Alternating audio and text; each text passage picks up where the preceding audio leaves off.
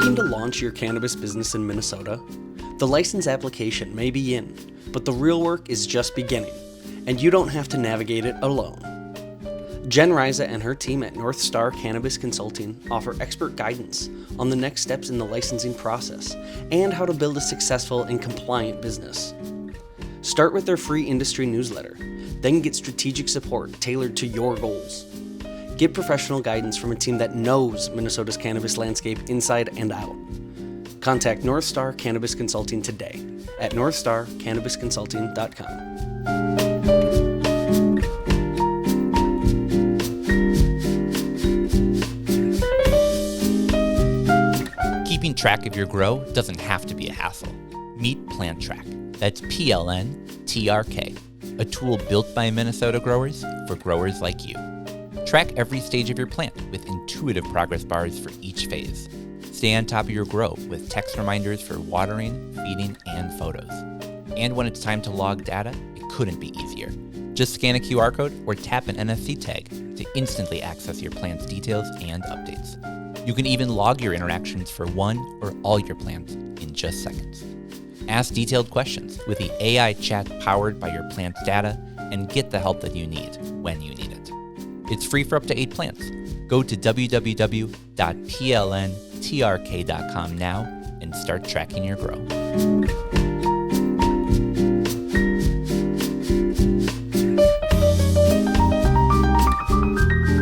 Are you a social equity applicant trying to save money on LED grow lights? Then here's some good news for you. You could get up to 75% off your lighting project, covered entirely by rebates, when you team up with a local nonprofit, Center for Energy and Environment. Since 2000, CEE has provided free energy consulting to Xcel Energy customers throughout Minnesota. Their team of lighting experts will help you get the highest rebates possible and take care of the paperwork so you don't have to. Starting a grow operation can be overwhelming, so take advantage of this free support from CEE. Go to mncee.org/GrowLED to sign up for your free consultation and find out how much you can save with lighting rebates. Again, that's mncee.org/GrowLED. Go get signed up today.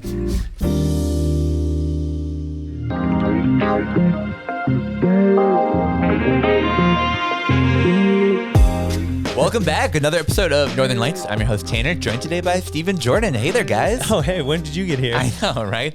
Happy to be back in the studio. How's it going, man?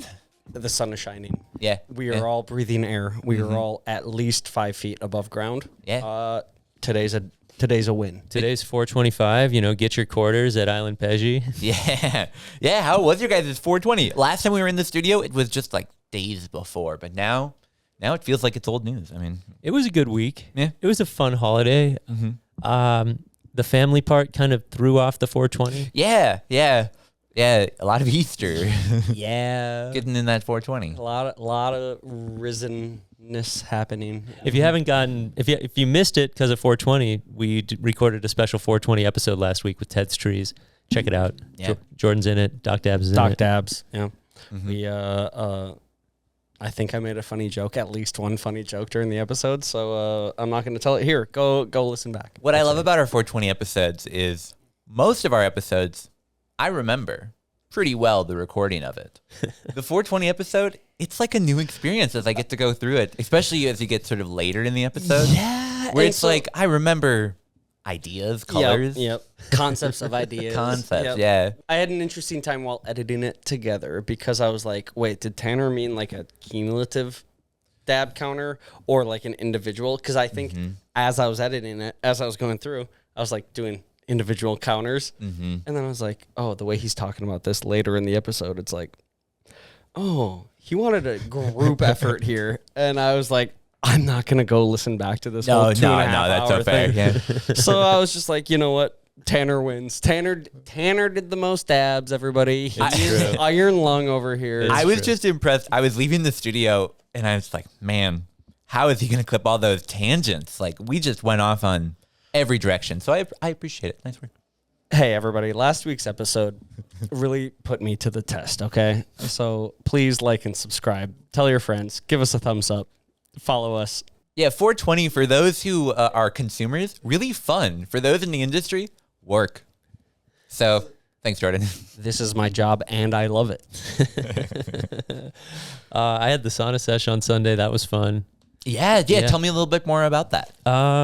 You know, because I got a late start, I was like packing gift bags like right before the event started.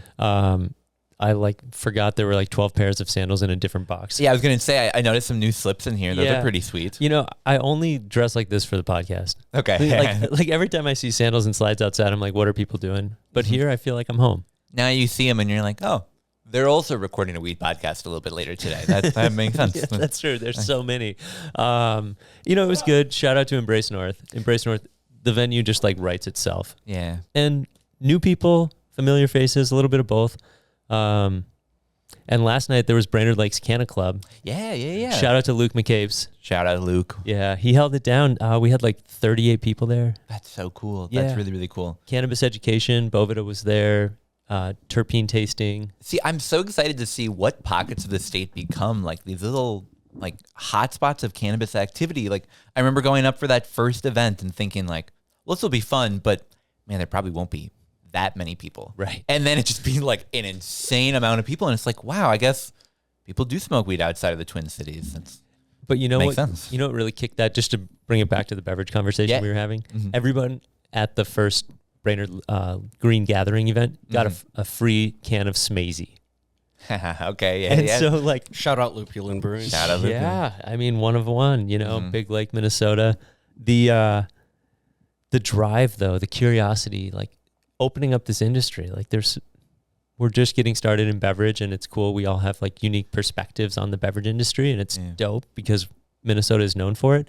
But yeah, last night, Wink was up there, Bovida, Cowboy Cannabis. Have you met? Okay. Yeah, absolutely. Cowboy Cannabis. Got some soil on the shelf over there. Yeah. Oh, that's right. Yeah. Shout out to Dabbler Depot. Here we are at the studio again. And yeah, so we'll have another one May 22nd, but cool. Good first start. And hopefully the weather gets nicer as we get warmer. I love it. Yeah. All right, y'all. Well, before we jump into the news today, we do have a little bit of housekeeping. Some people know that our podcast is the Minnesota Cannabis College, helps to run this. We had a new election of our board, and I just wanted to shout out some of our new board members. The first one that we're shouting out is one that people, of course, already know, our homie Dr. Debs. He's now the new chair, helping to run our organization. But I wanted to give two shout-outs specifically. One is to our buddy Dan Rice. People might know Dan. He's the owner of Bar Brava, helps to sort of put that all together. Made some news when Mac Social Club was announced as one of the first maybe like THC social clubs in the Twin Cities. Really trying to put that stuff together, now helping to run our college. And then the last one that I wanted to shout out as well is Alicia Bellamy. Well, you might not know her. You might have had her food before. Maybe infused with cannabis. I don't know. But she runs an organization called Herbs and Herbs. She does a ton of incredible grow classes just for free around the Twin Cities. She's going to be coming on and helping to run the whole college side of that as well. So just shout out to the new crew. You might be seeing them some over the next couple of weeks. So that's who's on board. Next week, we're going to have Doc Dabs on the show. Yeah. I'm busy. I got my bachelor party next weekend. And Sheesh, all right. That's pretty cool. Albuquerque, here we come. Can you imagine? The New Mexico cannabis market, guys. I got to go check it out. Tell them we're coming.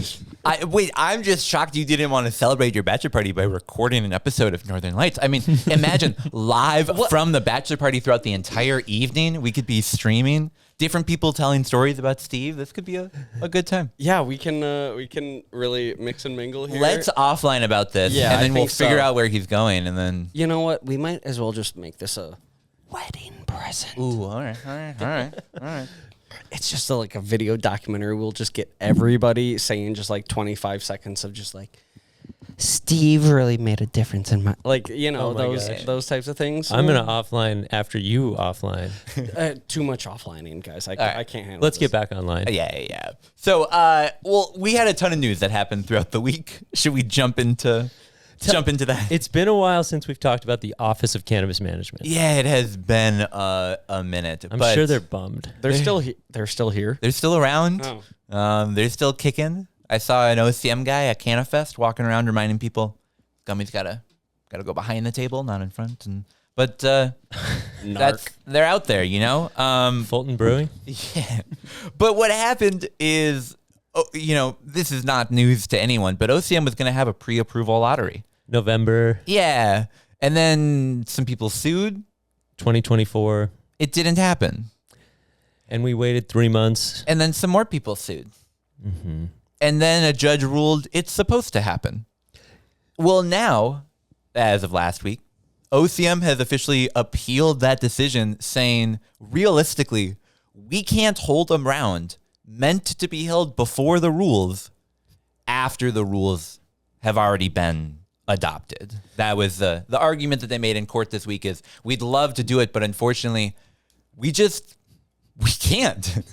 You know, I'd love to see their board game that they've illustrated internally. Yeah. Where they've reached a dead end given Judge Stephen Smith's decision. Yep. Yeah. Eric Tobble, the OCM, we've talked about him before. People are not surprised that he has a legal background. It's not as if we don't have lawyers that are running this entire process. So I just think it's incredible that we've gotten to the point where we now have a filing that basically says, we'd love to, but we can't. Lawyers fighting with judges, fighting with lawyers. Yep. It's tennis against a brick wall. It is tennis. Yeah. It is. It's OCM tennis. And it's the best example, whatever be it, of judicial just road blocking, where what part of what they argued in their filing was, in essence, a different court is looking at a similar issue right now. And they're going to be ruling at some point soon here. So it would be ridiculous for you to, step in here and consider this decision when we already sort of have someone that's doing that exact same thing. And that we are at a point where we don't yet have stores, but we do have 4 different court cases making their way through, all sort of bumping against each other, as OCM is just trying to, I think, keep their head down and get to that lottery date and get it held. They think that they have inherent authority to reconsider its decision. Yeah. And start down a path that they want to go down. Absolutely. You said we may, and now we're deciding we may not. June. Oh, yeah. Oh, yeah. No, but May, June is when that lottery will actually probably end up happening. But just as a reminder for people, that court decision that paused the last one happened mere days before that lottery was supposed to happen. And whether, we'll see that lottery happen in May, June. There's May 6th, which is when the arguments are expected to be heard. And then you fast forward a month and you're in June 6th, which is a Friday. And my guess is it won't happen in those 30 days. It's going to lean on the June side of May, June. Yeah, agree with that. What would this lottery be determining? So that's the ridiculous part. This would be the pre-approval round. So it would grant people the ability to start setting up their license and know that they have been pre-approved. But OCM has already notified tons of applicants, social equity and not, that their applications are pre-approved. And so it would be looking at the capped categories, so mezzo, cultivator, manufacturer, and retailer, just as a reminder, and trying to establish a way of rolling that out when they're already going to do a lottery for social equity and a lottery for non-social equity, so general and then also social equity included. It appears that this is just telling them, hey, you have to hold a lottery that you already planned to hold, but you're calling it something different because you said you were going to. And what I've heard is,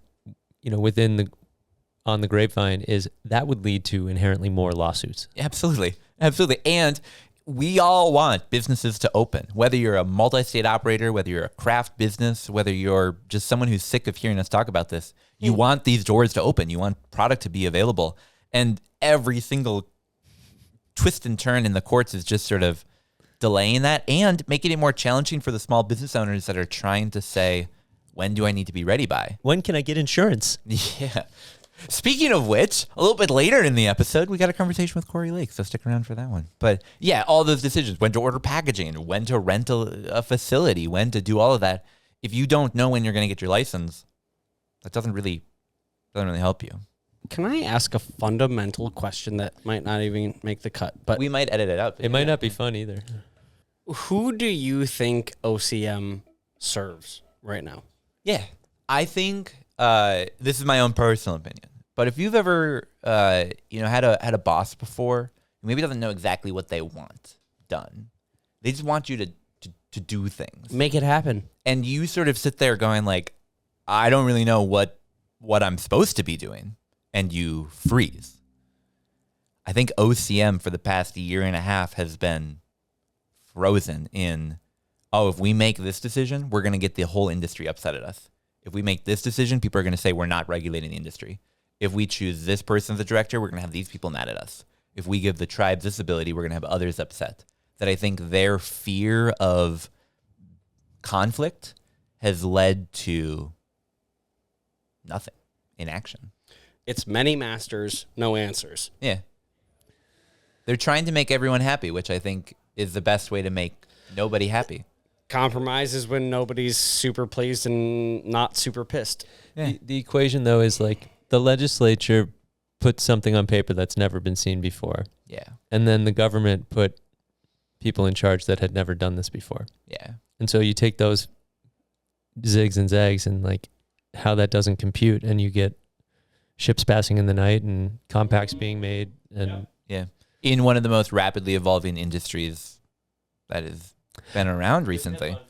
Yeah. This is an unprecedented market. I know nothing about many things, but what I've heard from the show is like Minnesota is a hotbed for a new industry, new avenues, and people are tuning in to either see how it shines or see how it burns. And right now, I don't know what direction we're going. You guys are the experts. I mean, we're on season 6 of Hemp, and it's turning out to be a really good show. But I'm such a good guy, bad guy. Like, I was raised on Disney movies. Woody from Toy Story is my hero of all time. Yeah, but Minnesota has that. What is Minnesota right now? Because I feel so conflicted about like how Minnesota is approaching everything. You remember when Slinky and Piggy are like trying to cross the road, and they got the cones, and they're like starting and stopping as they move across the road? Yes. Like, Minnesota has a lot of ingenuity within its cannabis industry. This hemp came out of a necessity.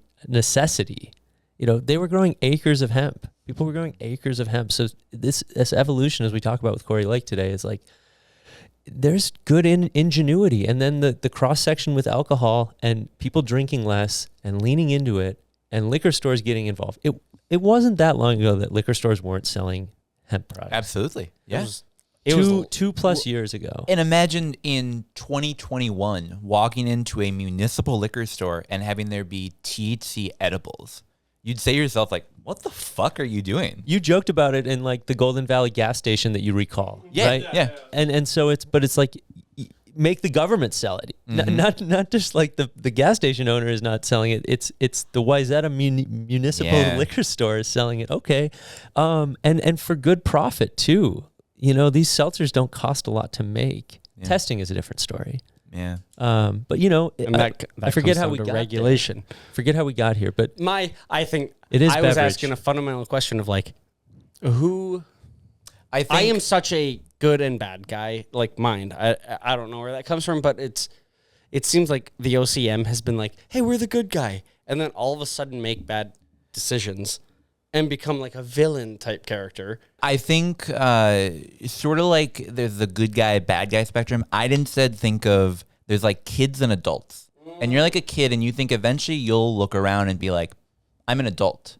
And instead what you realize is you get older and you're just like, we're all just kids wearing suits, pretending that we're adults. Look at me, look at me. I think OCM right now is a bunch of kids role-playing as regulators. That's perfect. And eventually they'll get there. Eventually they will. But we as an industry, both in Minnesota and just like nationally, this has only been around for a couple of years. We just like don't know what good decision making looks like. And so I think we end up with just blah. Because it's a lot of people that are just earnestly trying their best, but they've just never done this before. You're asking your little kid to make you dinner and it tastes trashy, but also think about the last 5 years in Minneapolis and St. Paul. Right. Like, there is no good example to base off of, and I'm just thankful that I have you two to be able to cut through the nonsense. But also, beyond us, nationally, folks are very optimistic about Minnesota. I've even heard Minnesota could be a top 4 market. Cory talks a little bit at the end about price compression. It's really going to depend on how many functional businesses can stand up. Yeah. It's not a license number. It's when can you activate? And it's going to take a while, right? And I think for so long, the fight was like, well, I just need a license and then I'll have a successful business. And I think we're going to have a lot of people that learn license make a successful business not. You can have one, but not the other. You need a folder full of permits. Yeah, you do. Well, so, there's a lot going on in the judicial branch here in Minnesota. We don't know exactly how that will end up shaking out. It is perhaps even more of a black box than OCM. It's some guy in a room looking at this and trying to make decisions. I don't think before the lottery we'll see a major lawsuit stop things. I think we've gotten to the point now where there's enough pre-approvals out there. There's enough. We're right at the cusp of licensure. I think OCM could probably issue a couple before we see court action really being able to step in. And at that point, once the door is open, I think it's open. Toothpaste. Yeah, exactly. All right, we're going to take a quick break. When we get back, we're going to talk about the executive branch, which has some grants coming. And then, of course, completing our round of the 3 branches of government, we got our legislative branch talking about the Cannabis Omnibus Bill.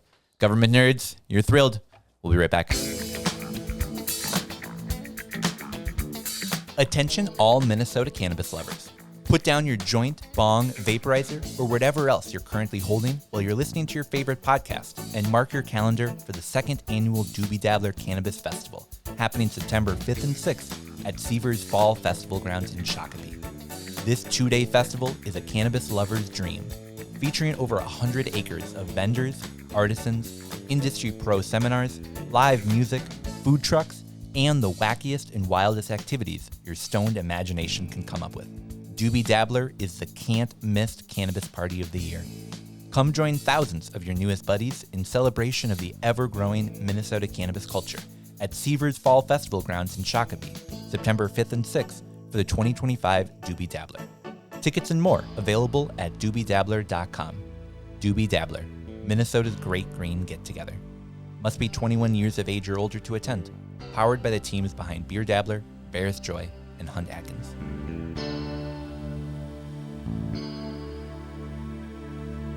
I think we should get like a full gospel choir sometime to be behind us as we're recording our episode, and then we throw songs out and they get to do the backing of it. Tanner, do you know how many people make up a full gospel choir? I was raised Jewish. 2 million? No, that's fair. I'm going to put that number between 50 and 80. Okay. I have been to a wonderful choir-focused church one time in my life, and that's the closest to God I've ever felt. There's nothing like a... Feel it in your soul. Yeah, you just... Feel it in your bones. I understand, I had maybe my first religious experience, being persuaded to, be in love with the church I was in. And then I went and saw just, a normal music concert, and I was like... Oh, I might just like live music. Yeah, I think I just am really vibing with live. I feel God performance in of music. Rhythm. Yep. At First Avenue. Jesus is the best bassist you've ever met in your life. When did you get that on the back of your car? That was, I think, 08. Wow, you've had, Oh, wow. Yeah. It's a good bumper sticker. Jesus is the... Jesus is my rhythm section. There we go. Jesus, take the bass. All right, so I've been really curious about the different types of grants that are coming out through the Minnesota cannabis industry. Absolutely. So we had 5 that were written into the original bill. Some meant to support small businesses. Some meant to transition people into the industry.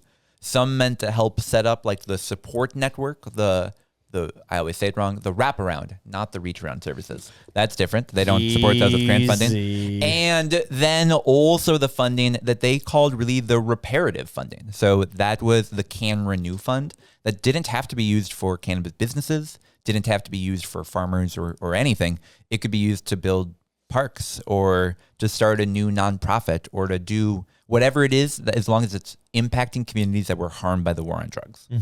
So the new one that we have just announced, well, not just announced, but just launched officially by OCM is CanGrow. So this is one of those support grants made specifically for people that are looking on the cultivation side, as implied by the CanGrow name. And it creates money that helps organizations help farmers navigate the regulatory structure. So you're a farmer, you're looking to maybe start growing some cannabis. You've heard it's a crop that could maybe help. However, you can reach out to these organizations and know that there is support there without you having to pay for it, just because they want to help transition people into our industry. Wow. So you could get free education. Yeah, absolutely. And you could even get grants that can provide the technical assistance itself. So let's say you're needing legal support, you're needing insurance support, you're needing accountants, whatever be it. There are grants of $10,000 to $50,000 per project. And if there is financing available, you can get upwards to $500,000 for eligible organizations, which I think is a pretty cool chunk of change to see flowing out into the community. What are considered organizations? Yeah, so it's different for every grant. For the CanGrow grant, it's specifically nonprofits. So it's organizations that are educational institutions, local governments, community groups, partnerships, things like that. Yeah. People that are really there to provide the support that's needed for our industry. Yeah. I was actually talking to a college not too long ago, a couple weeks ago, and they're interested in putting together classes and creating some sort of certification of some kind. Yeah. And so they may be looking at this as a way to get people in the door or get their curriculum started. Totally. Yeah. That I think is the reason we started the college years ago was because there's a need for people to have training as they enter our industry. We've never before taken on a new industry, which I know, of course, there were growers operating in the legacy market. But in terms of people getting formal education, going out and getting a career, that just didn't really exist. And now we're having to build up this workforce out of sort of thin air, and that requires training. And, I'm wondering and we will certainly talk about this now that it's out there, but I'm wondering how the Minnesota Cannabis College can utilize its vast library of cannabis education. It doesn't have a physical location for a classroom, which may prevent it from accessing some of these. However, the folks that are considering this, that they don't nearly have the level of knowledge and education that the Minnesota Cannabis College has. Yeah, so I got to be honest, I've been very disconnected from our internal grant processes. So I'm not talking about anything, on our own organization. But I think organizations like the Minnesota Cannabis College, organizations like local community colleges, organizations that are just interested in providing low-level technical support. I think PhD level programs are really cool. Sure. Not every person who's growing cannabis, especially if you're getting paid an hourly wage, needs to have a PhD in cannabis genomics or genomics. Shout out Dr. Dabbs. It helps, but it's not something that's needed for the day job. It would be like having a PhD in pharmacology to work at Walgreens. So what's the sweet spot that helps, level up the job force? Totally. And can be delivered as a product? Yeah.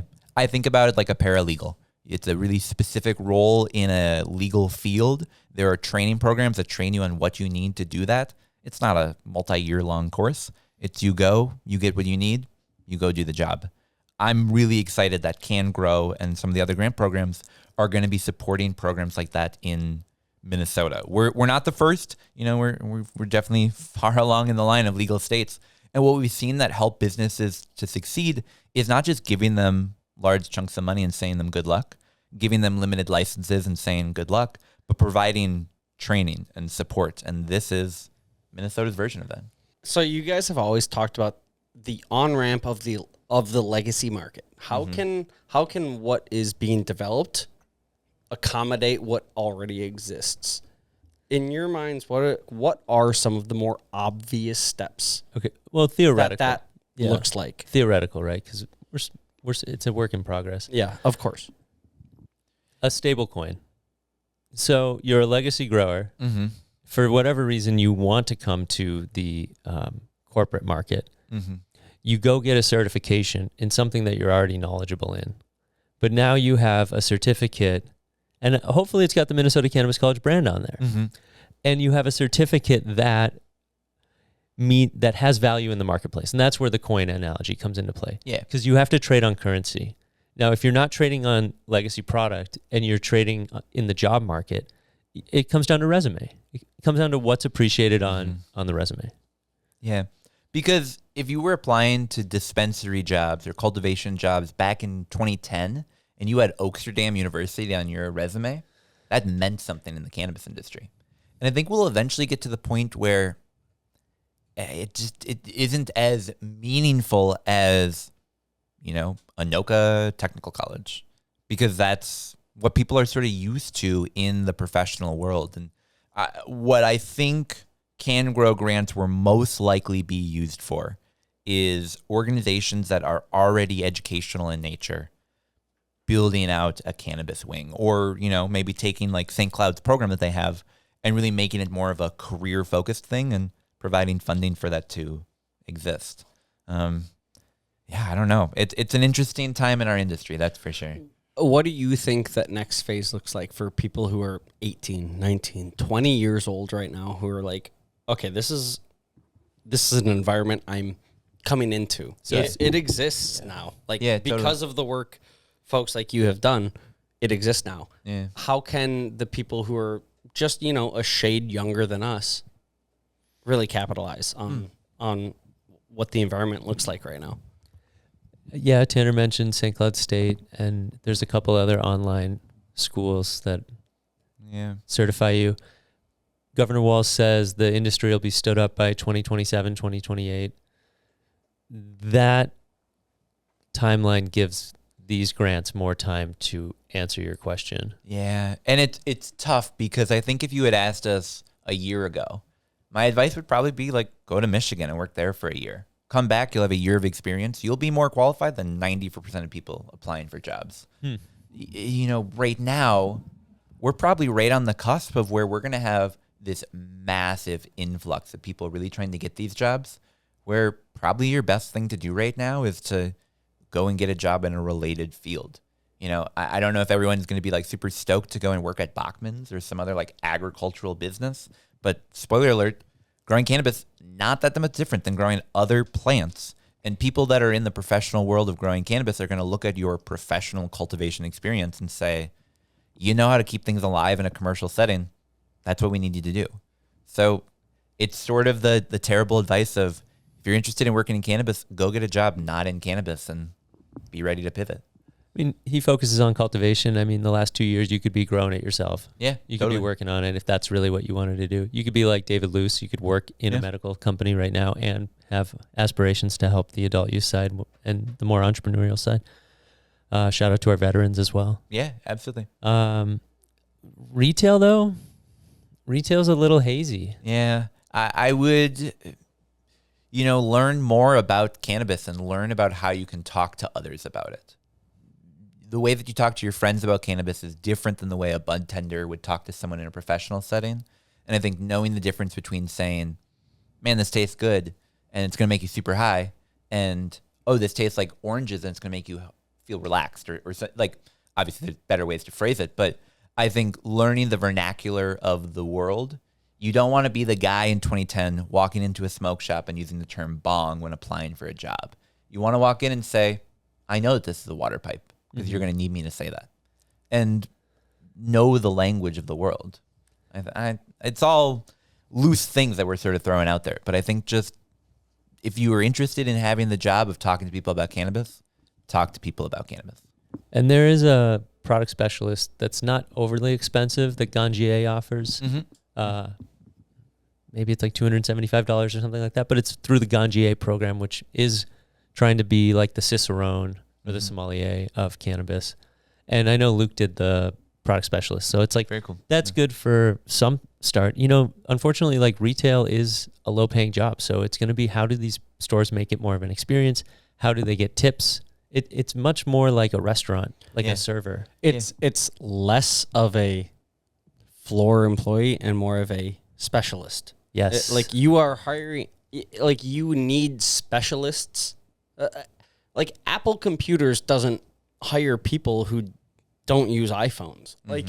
You need to be able to speak the language. You need to be able to understand what the problem that people are experiencing are. You need to be able to ask the people the pointed questions, and I think and so listen, much listen, yeah. and then actively listen and hear their actual problems rather than what the regional sales manager is telling you your goals are for the week. Like, no, you need to listen to your, I almost said patient, I don't know. You need to listen to your customer and your client and the person that is asking for some value from you. Absolutely. What will that future hirer need in you to hire you for that role? You're not looking for store. Go and do that now. You're not looking for store associates. You're looking for people that are experts. But it is an interesting industry where, like, I don't think you have people saying, like, how do I get that job of being the checkout person at the Gap? Like, I just really want to be that guy. But in the weed industry, you do. You have people that say, like, I want to be the person selling weed to the consumer. And I'm very curious to see if those people 4 years down the line still want to be that guy. Not me. We don't sell weed. Yeah. No. All right, let's move on and talk about our final news story of the week, which is, of course, ending up in the legislature. That CAN Omnibus Bill is continuing to trickle its way through. We've, of course, talked about the specifics of this in past episodes, so we're not going to dive deep into them here. But this is a fun, opportunity for us to remind people, how does government work? Well, what we're having here is the House and the Senate having to decide, what does that language look like? If you've been around since House File 100 or 4757 or any of the bills throughout the years, you know what a conference committee is. And it looks like we're getting closer to a conference committee on the CAN Omnibus Bill. Wow. Yeah. It'll be exciting to see where that ends up going. This was one of those bills that was very quiet for a very long time. And then all of a sudden moved very fast. Went through 2 committees, now right to the floor. And so this might get passed in the next couple of weeks. In fact, by the time you guys hear this episode, there might even be action on it. Unlikely, but quite possible. Because this is a bill that seems to be sort of supported by people on both sides of the aisle. Interesting. But one version is like 20 pages longer than the other. Yeah. That is the part that I think will be the most challenging. Is at least with House File 100, they both agreed that they were creating an entire legalization program. This is almost as if the Senate thinks, we're just gonna make some minor technical changes, and the House is like, hold my beer, or hold my bong, or whatever be it. So that's why I think the conference committee will be so interesting to see. Do they end up going with that much more filled out version? I mean, we've seen before where the Senate decides entirely, we're just going to abandon our version, go with the House. We could see something like that here. Who knows? What I love about all 3 of the stories that we were able to talk about today, talking about the launching of a grant program, talking about the CAN Omnibus Bill, talking about the judge court decision and OCM appealing it, is it's a lot of, we don't know, but the coming weeks are going to be cool. See, like, I know it's a week news week when I'm able to be like, but what is, like, because it's like, I got something to share. What food trucks were at the Capitol? Yeah. Was it a good time? What did everybody have fun? I heard it was cool. Hey, the weather's getting nice. Yeah, finally. Oh my gosh. I feel like for so long it was sort of a will they, won't they of the I want it to be nice, but now we're back at snow and now it's cold and we've had a couple 50 days in a row. Do you think, can plants go outside yet? Should we do that? I don't know. Tanner, you're getting into my mind of like, do you have typically you've been a tent indoor guy. Correct. Yes. I am growing outdoors this year. Okay. Yeah, so this is the first, I want to choose my words very carefully. Allegedly. This is my first legal outdoor grow I'm going to be able to do myself that I'm very excited about. Yes. I'm really stoked. I'm just going to be putting 2 plants outdoors, nothing really super major. But my plan is around Memorial Day weekend. May 22nd is sort of my goal. We have had a couple days that have been getting close to those 30s. That makes me a bit more concerned. But I don't know. I was at Home Depot the other day, and they had all of their plants outside. And while cannabis can be a bit more finicky, it's not that much more finicky than tomatoes. They've got professionals named Connie and Bonnie and Exactly. Lori all just out. They're just tending. killing it. They've Connie, Bonnie, and Lori have way more time on their hands than you do. You're telling me your Caribbean hot peppers can go outside, but my Himalayan weed plant can't? I don't know. I'm telling you, my mom is that employee, and she tells me, like, don't bring your weed outside yet. So to answer the question seriously, I probably wouldn't move your plant outside Not yet. We're still having some colder days, but we are at least at the point where you're not having to add in a bunch of lighting to stop them from flowering. So we've got those long days. And support your local co-op. Yeah. Go get your starter plants this weekend. Yeah. Yeah, that's my favorite way to celebrate, like the Mother's Day weekend, Memorial Day weekend, like that whole time period is just buying plants. And I'm so excited for there to be like Mother's Day clone sales on cannabis at your dispensary. Oh, yeah. I know my mom wants her slurricane. I'll go pick it up. Hey, Ma, I got you a bouquet. Hey, edibles.com launched. They did. So we haven't really talked about that. We focused mostly on Minnesota news, but edibles.com blew me away. That was really nuts. What did you see? So it was just insane to me that Edible Arrangements, a company that is so not cannabis in my mind, leaning hard into, we'll get whatever you want. THC in it? Sure. Yeah, we get that to you too. I just... it's brilliant. Yeah. I do want to know, and it might be public, I haven't looked it up. What was that domain cost? Boy. Edibles.com? Like, I feel like that's like the weed.com of the They hemp probably world. had to pay off some owners of course. domains. Yeah, I mean, cost of absolutely. doing business, but We had to kill the northernlights.com guy. I mean, that was... No, right. I threw a 16-ounce can at him. Yeah. Nobody It heard exploded. anything. All rights It was reserved. 2021. Nothing actually happened. Yeah, no. But Should we cut to that Cory interview? yeah, I think now's a good time for us to do that. So we'll be back in just a minute with our friend Cory Lake.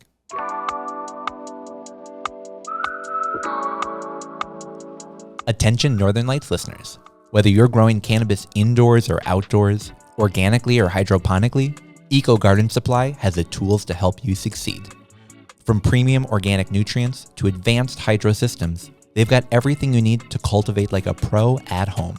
Head to ecogardensupply.com now or visit them in person at 800 Transfer Road, Suite 3, St. Paul, Minnesota 55114 and elevate your cannabis. Eco Garden Supply, growing supplies for the serious grower.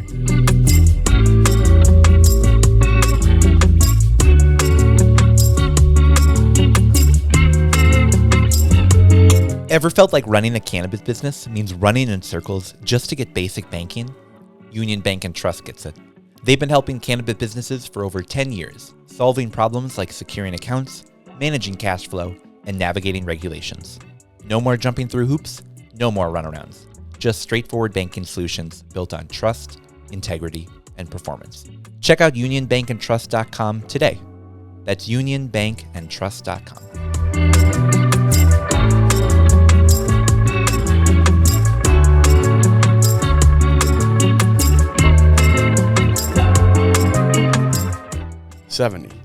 Did you know that 70% of businesses fail in the first 10 years?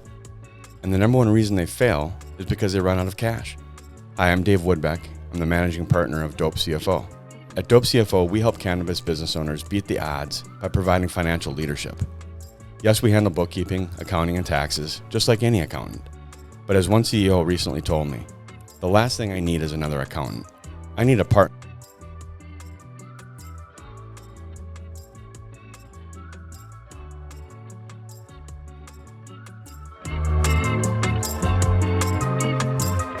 I am like 85% certain that vision insurance is a scam. Can you verify if that's true? They don't cover your glasses. They just cover part of your glasses, but only certain types. They don't cover your eye checks because that's actually covered by your health insurance because it's part of your body. Interesting. So it's just like glasses. You're like prepaying for glasses, not only but that, it's sold as insurance. but you can go to like Costco and have a free eye exam. So it probably insurance probably does cover the eye exam, but you get a free eye exam anyways when you go in. Oh. It feels like the insurance you need for your like windshield. Yeah, right? You're gonna Exactly. want this. You will never use it, but But if it cracks, But if it cracks, You got this. So it's maybe. it's Yep. just glass. maybe Yeah. you've got this. Interesting. Maybe. Does it cover rigs? Does your vision insurance? No. Oh, I wish. I think. So, fun fact about glass coverage. In some commercial auto coverage, they don't have glass coverage. So if you've got a inexperienced, say somebody who does, mostly home and auto, and they decide to write your commercial policy, and they write your vehicle under a commercial policy, you may not have glass coverage. So your windshield breaks, go to the commercial policy, and they're like, oh yeah. Wow. So if I'm looking to get coverage for like my glassware, like the smoking apparatuses, is that auto or would that be under like rental homeowners? Or? Yeah. Well, it depends on if you're using it in driving. Okay. All right. So then, unfortunately, So if you're, I got to reach out to my auto guy. Yeah, if you're using it and you're driving and you get into an accident, your glass piece breaks, it's under your auto. That's a good Full callback. on. Yeah, the officer comes over. He's like, "We're using that while driving." He'd be like, "Don't worry, I'm calling my insurance guy right now. We're good. We're good." Yeah, and it broke. And so, but I've got coverage. Yeah, It's fine. We're good. Overt Sloth was saying that his downspout, like his slide, broke when he was cleaning it today. So he had to hit up Eros to figure out what the size of the glass piece was, so he can replace it. Nice. But you cover glass in some ways, right? Yeah. We've got Cory Lake, Lakes Group Insurance CEO, on the show today, the cannabis insurance guy, if I do say so myself. Thank you. Happy to be working with Cory over the last few months, but also happy to have you back in the studio. Really curious to get kind of an update today on what you're seeing in the Minnesota cannabis market. But first, introduce yourself to those who don't know you, and what all do you do? Yeah. So my name is Cory Lake. I am the CEO of Lake Group Insurance. Been in the cannabis insurance space, started in about 2019, turned over my LinkedIn profile to be 100% cannabis about 3 years ago. What led you to do that, conviction-wise? Conviction-wise. Insurance over the course of years doesn't change a lot. I mean, it's, you're doing small business, medium-sized business, large business. It's very interesting, but it's pretty straightforward. One of the most exciting insurances in the last probably 10 years was cyber insurance. Very interesting, new, had to learn a lot about it, figure things out. You watch policies get built and developed. You watch claims come in. It was pretty interesting. Cannabis is like that. So cannabis is what I would consider the new cyber. I started going down to the House and the Senate and listening to how the bill was being passed. What I wanted to do is learn everything I could so I could help support customers and know as much as I possibly could about regulations, and then learn a little bit about government. I mean, I had never been a part of that sort of thing before, and I thought it was a little bit easier to access because I understood what the topic was. A lot of the times when you see bills being introduced, they're the omnibus bill. They're stuffed in with a whole bunch of other stuff, so you've got to unpack what's going on. If you were looking at education, for example, that might be stuffed in with police reform and a handful of other things, and to try to unpack what all that means is really difficult. This was pretty straightforward. It's nice that you took one single lane to understand government. Yeah.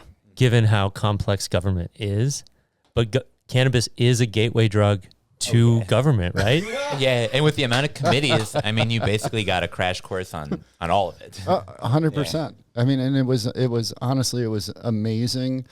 I learned so much about how things function and how people function and how things get done. Good, bad, ugly, but... And year over year, too. Yeah, absolutely. You pick up more this legislative session than maybe last or the year before or the year before that. Yeah, and you start to understand the players and who's doing what, why they're doing it, what their stance is, how maybe they pivot over time, too. Which I find the most interesting is how the pieces move. I mean, it's very... government is chess, and you are trying to move the players the way that you need them to move to try to create the outcome that you're trying to get. And it's a very high level game of chess. And as someone new or looking at a new industry, it's important to be there and actually see it, hear it from the horse's mouth, and not rely on another set of facts coming to you, or not being down at the Capitol, for example. Also, as an independent or a small business owner, like you need to know that knowledge yourself. Makes a lot of sense. Yeah, I think it's important. It's important, and it's very helpful. At the end of the day, you can read a lot. You can get a lot of information from different periodicals that are coming out, but you don't get the minutia of what's going on. And to read a bill that takes a very special person. So exciting. What are you talking about? When did you two start crossing paths? It was in the house. Yeah. So it was right around the time that Bridget at Ground and Gardens was really hosting those like deep dives into the events. Emma and Is Ready would pop up there. We would pop up every so often. Right around the time that I met like Jen Riza and that crew, Aaron. But also like that early days of like Kayla Fearing and totally, Kit Kenny showing up. A lot of people coming together to say like, what is this going to mean for us, and how do we have an impact in changing how this looks like? Right, kind of a classroom environment, getting it kind of secondary from the folks that were actually down there. But given how close they were on West 7th Street, it was a great space to get to know people, but and also feel informed. Yeah. And so people can go back and listen to actually episode 3 of the podcast, like way a long time ago. You tell a little bit of the story of how we first met, but in essence, you came up to me and you were like, hey, we should start talking about what the insurance industry will look like here and how that's going to impact all of these small business owners that are looking to get started. And I didn't know a ton about insurance. And so I was interested to learn more. And I mean, as our industry has grown and evolved, I think that's become a topic that every single business has had to learn about, either positively or very quickly negatively. And like, what types of coverage do you find most cannabis entrepreneurs are surprised they need? Well, one, that they need insurance. I mean, it's amazing to me that it is one of the, I think, one of the least talked about subjects. I have been in a lot of meetings, a lot of podcasts with everything from banks to CPAs to people that are just trying to help out in the industry, and insurance never gets mentioned. Do you think insurance has a stigma? Yeah, absolutely, and it should.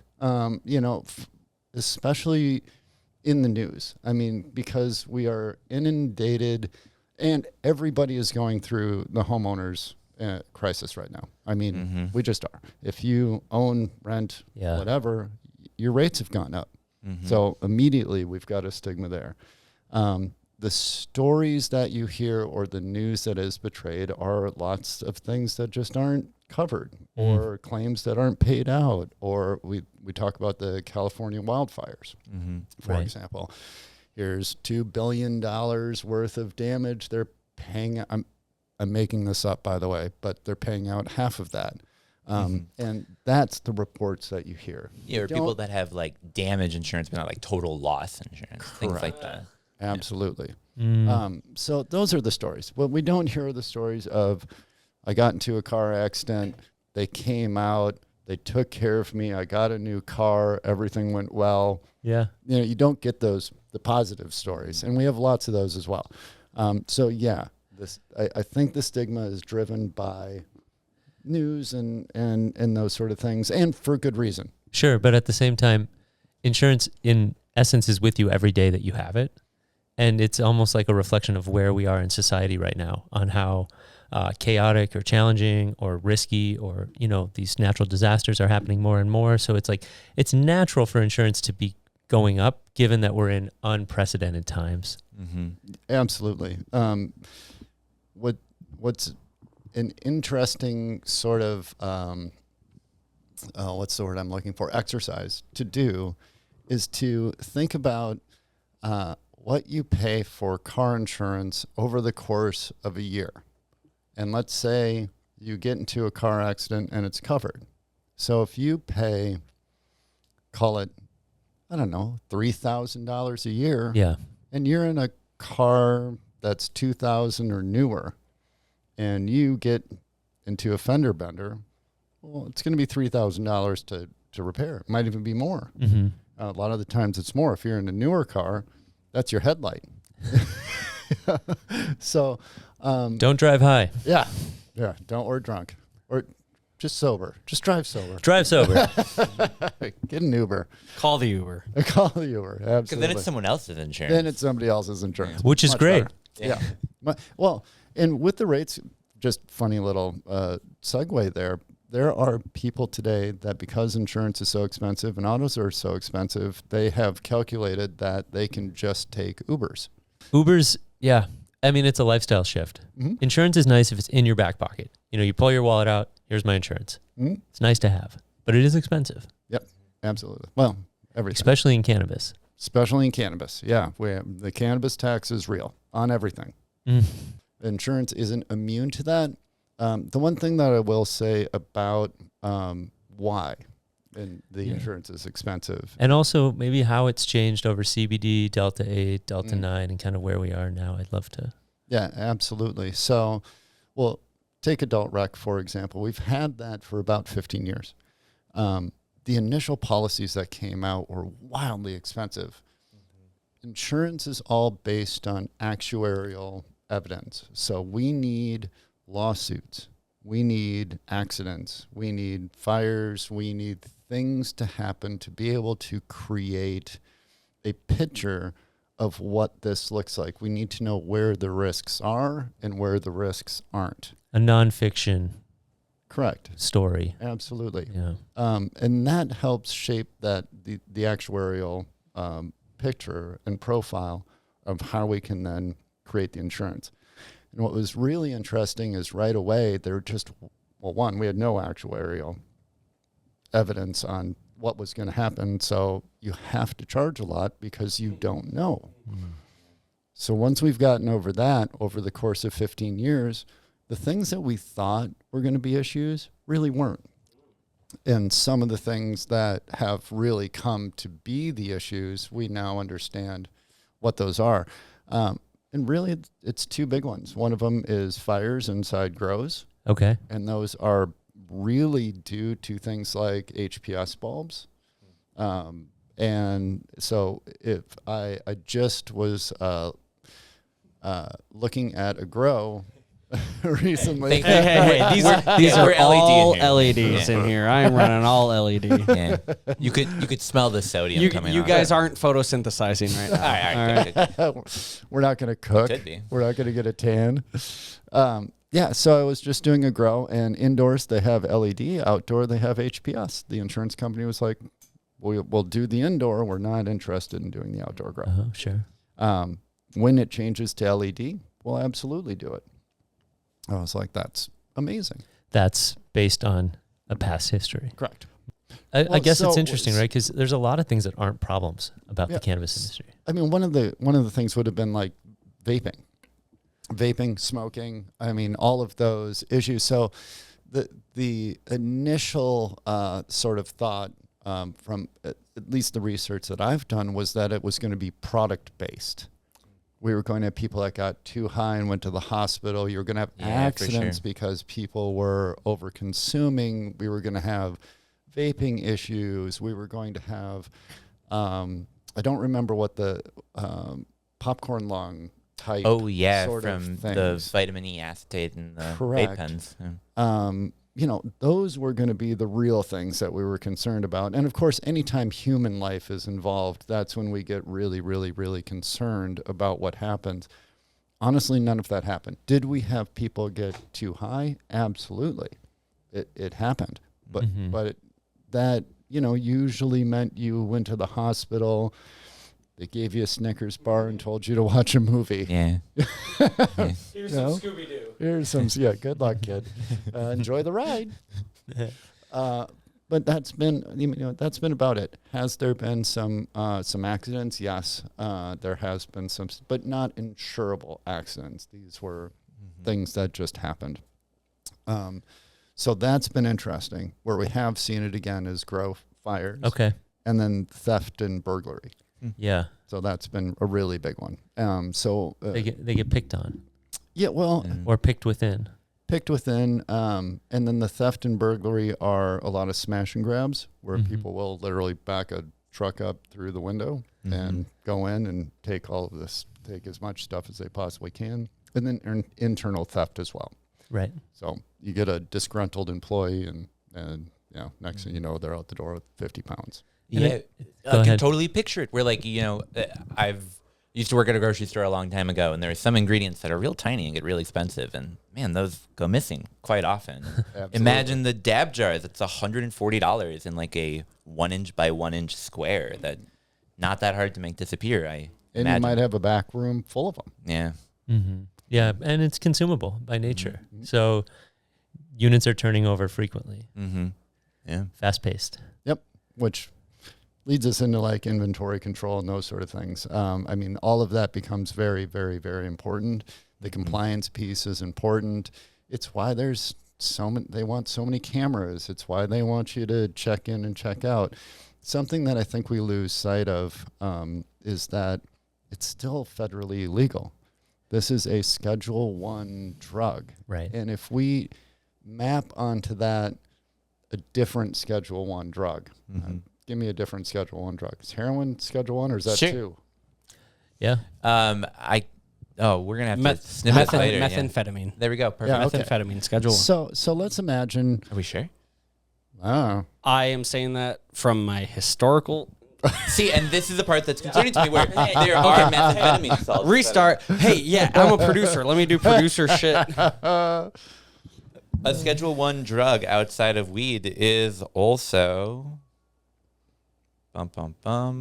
both heroin and LSD. oh, good. All right. So And methamphetamine. Yeah. Yeah. So choose your favorite. choose your favorite. So let's go. We'll do heroin because Nah. we My know brewery doesn't sell heroin. Not yet. it's wild. I've got a bill we're going to talk about later in the show. Super profitable. Is it a craft heroin though? Yeah. As long as they have less than 1,000 square feet of heroin production a year. Like, what's the volume Cottage. here? cottage? Cottage heroin. I'm sick. Back on track. Heroin. All right. So I'm back on heroin. Yes. Aren't we all? It's been a while. It's been a minute. So if we replace cannabis with heroin, think of what you would put in place if stores decided to start selling heroin to the general public. Yeah. And that changes the mindset, at least for me, quite a bit. Would you want a kid to get a hold of your heroin ball? Probably not. Right. How would you sell it? What would you do to stop people from getting in the front door to buy the heroin? You're taking it at face value. Yeah. Absolutely. Yeah. So all that being said, those are the things that we need to really consider how the government and the regulators are looking at what we're doing.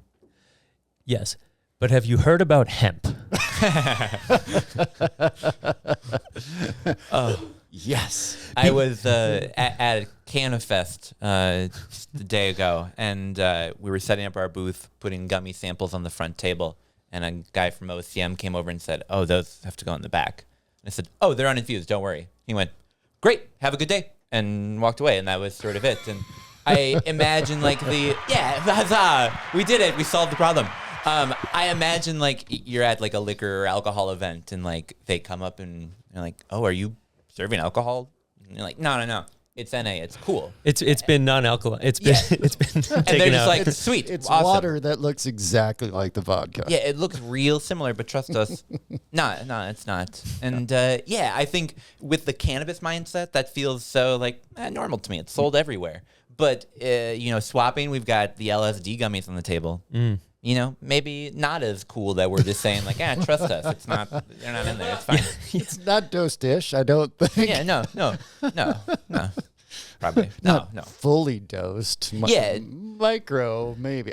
There's probably some spill, but you shouldn't be fine. But yeah, a good framing on our industry. And on that note, we're going to take a quick break. But when we come back, let's talk about the potential for federal legalization and how that would maybe move us away from the ridiculous mindset that marijuana is like heroin or LSD. Sounds good. We'll be right back. Ready to kick off your home grow? We've got the perfect hookup for you.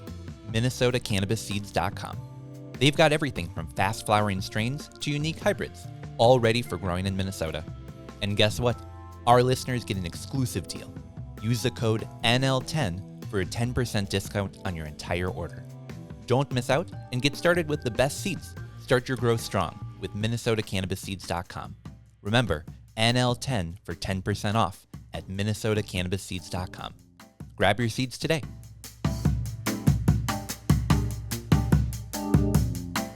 And we're back here in the studio with Casey of Natural Harvest. How's it going, man? Hey, Tanner. Thanks for having me back again. Super happy to have you back in the studio. It is another month. It is April. We're getting so close to that outdoor season being real. And now it's another month, which means we got another seed box. Tell us, what do you have in store for us this month? Yeah, so this month, an exciting one, Northern Lights Auto. What? You named a seed after us? No. I'm just kidding. No, a classic cultivar, Northern Lights Auto. That's awesome. That's a really, really cool one. I mean, not that you have to like tell people what is Northern Lights like, but for people who maybe haven't tried the beverage, haven't ever smoked the weed before, haven't been exposed to that, what is Northern Lights? Absolutely, yeah. Classic indica strain.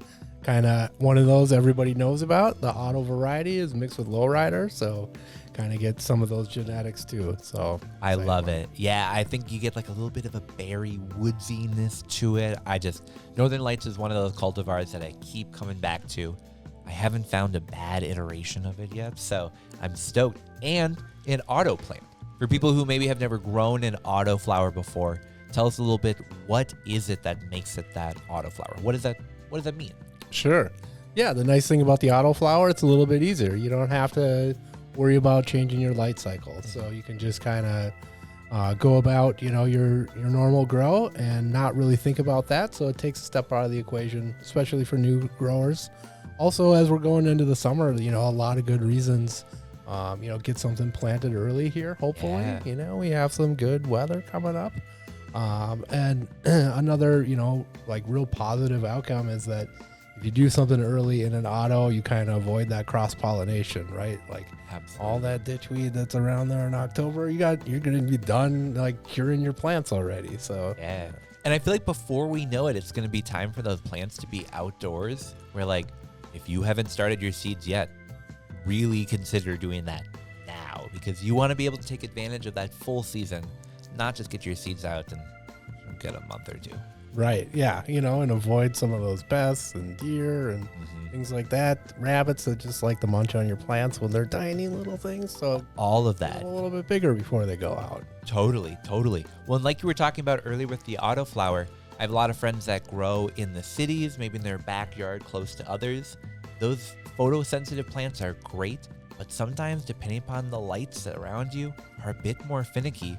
What's nice about those autos is you can just throw them out. Know that as long as the sun is doing its thing, the plant's going to be doing its thing. Yeah, absolutely. I know, like in my neighborhood, everybody has a light over their garage and that thing's coming on all the time. Every time some, critter comes walking down the driveway or whatever, screwing up your light cycle. So yeah, it's the way to go. Awesome. Well, so people have probably been listening. They're thinking already, oh, this is the seed I need to try. I've heard of Northern Lights. Now is my opportunity to grow it. Where would you recommend that people go to get those seeds? Yeah, come check us out, MinnesotaCannabisSeeds.com. Very cool. And people can get these, of course, in the seed pack, but you guys also have a monthly subscription. People can sign up for and get seeds delivered to their doorstep every month. Is that right? Yeah, it's kind of a set it and forget it, right? Choose your level and wherever you want to be, and you'll get a new set of genetics every month. That's awesome. I feel like I have so many unneeded subscriptions that every month it's like, oh, I got to make sure to cancel that. This, however, is one of those that I feel like very, very important to have. Yeah, never hit that cancel button. Never. Well, and I heard even there's a rumor that for people looking to buy a pack of seeds, looking to buy a couple packs of seeds, maybe looking to do a pheno hunt or two, they could get a discount on seeds just by listening to this podcast, right? Yeah, absolutely. NL10, and that'll get you 10% discount. Sweet. So we'll go to MinnesotaCannabisSeeds.com. I'll scroll through. I'll fill up my cart. I'll I'll go to checkout, enter NL10, and get that 10% off discount. Absolutely. That's pretty cool. Awesome. Well, Northern Lights, I'm excited to see people grow that.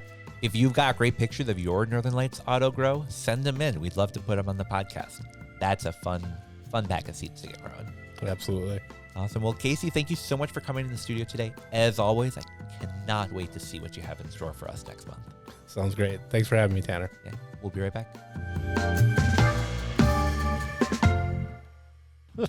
No, but I think what you were talking about before was so prudent. The divide between how we look at Schedule I substances that we classify as like hard drugs in our mind. Yep. And then this approach that we've taken now to hemp, which, let's be real, it's all the same plant. We can look at the number of THC, the percentage that it had when it was harvested, whatever be it, but it's cannabis. And it would be sort of absurd for us to say, like, well, as long as your hemp or your meth is below this percentage, you're good to sell it in municipal liquor stores or movie stores or whatever. But the irony is that's called Adderall, Yeah. Well, so let's transition there. which is pharmaceutical, right? Exactly. So as our industry continues to grow and evolve, I think we're going to see more federal regulation that really looks at this and says, how do we treat this as a singular branch or a singular plant, if you will? How have you been sort of tracking that, looking at that, especially on your business side? Yeah. So, I mean, since we sell insurance all over the country, we try to follow as much of the federal stuff as we possibly can. We just read this. I just read this before I came here, but there was a new bill. Is that correct? Sent to Congress. And it is called the Prepare Act. Yes. The federal push to reclassify cannabis from Schedule 1 to Schedule 3. Exactly. Yeah. Yeah, and then also they want to regulate everything the same. Now, I do want to bring this back a little bit to Minnesota because this is very interesting. So one of the things that on the insurance side for adult recreational cannabis and insurance, you have to have a license. So the insurance companies can't insure you or won't insure you without a cannabis license. And hemp, we haven't had to have licenses. Right. So in insurance, it's two separate lanes. I mean, hemp is its own bucket and adult recreational, it's its own bucket, and they don't really play together. So that's been really difficult because hemp is so new. I have helped and watched hemp insurance paperwork get built and developed. Yeah. Because all of a sudden it's like, oh, somebody's putting gummies into ice cream and they're selling it at an ice cream parlor. How do we deal with this? And I had to call all over the country and go, I got a guy selling ice cream. They're like, no, you don't. But I do. Minnesota is Willy Wonka in a sense, Yeah. It is. So tying this in, we're going to start issuing hemp licenses. And this year. So what will happen, or what the hope is that I'll be able to contact these insurance companies and go, hey, we have licenses, we have got some regulations, and we're trying to line this up with adult recreational. It's still going to be looser regulatory processes, but we've got some guardrails. Yeah. So the hope is that we will actually not only have pioneered the low dose market, but also be able to pioneer some of these insurance policies as well, and hopefully give the rest of the country some more guidance on how to do this in a way that makes sense, that's cleaner, that's easier, and hopefully push out policy that makes the rest of the country sort of less vulnerable to poor products. I was just in both California and Florida, but I went Florida specifically. I went to a gas station. In the gas station was a 7-gram cartridge, and so big cartridge. That's a big cartridge. I gotta get my. That's the doink size of a cartridge. At least like 2 or 3 days. No. And it was $95. Right. Oh man. So here, I got to tell you guys what was in this because it was amazing. All right. So I'm literally in the gas station. All right. So this is called lost THC3. These products are also being sold in Florida. They call them loophole stores. So these are their hemp stores. Cool. All right. But this is a gas station. All right. So in here is live resin, THCA liquid diamond, the best, THCP, Delta 8, Also the best. also the best.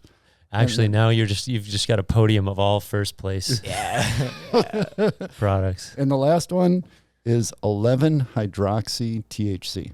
THC. Yeah, it's been a few years since I've heard that. So what I've read, and I was like, well, what's 11-hydroxy THC?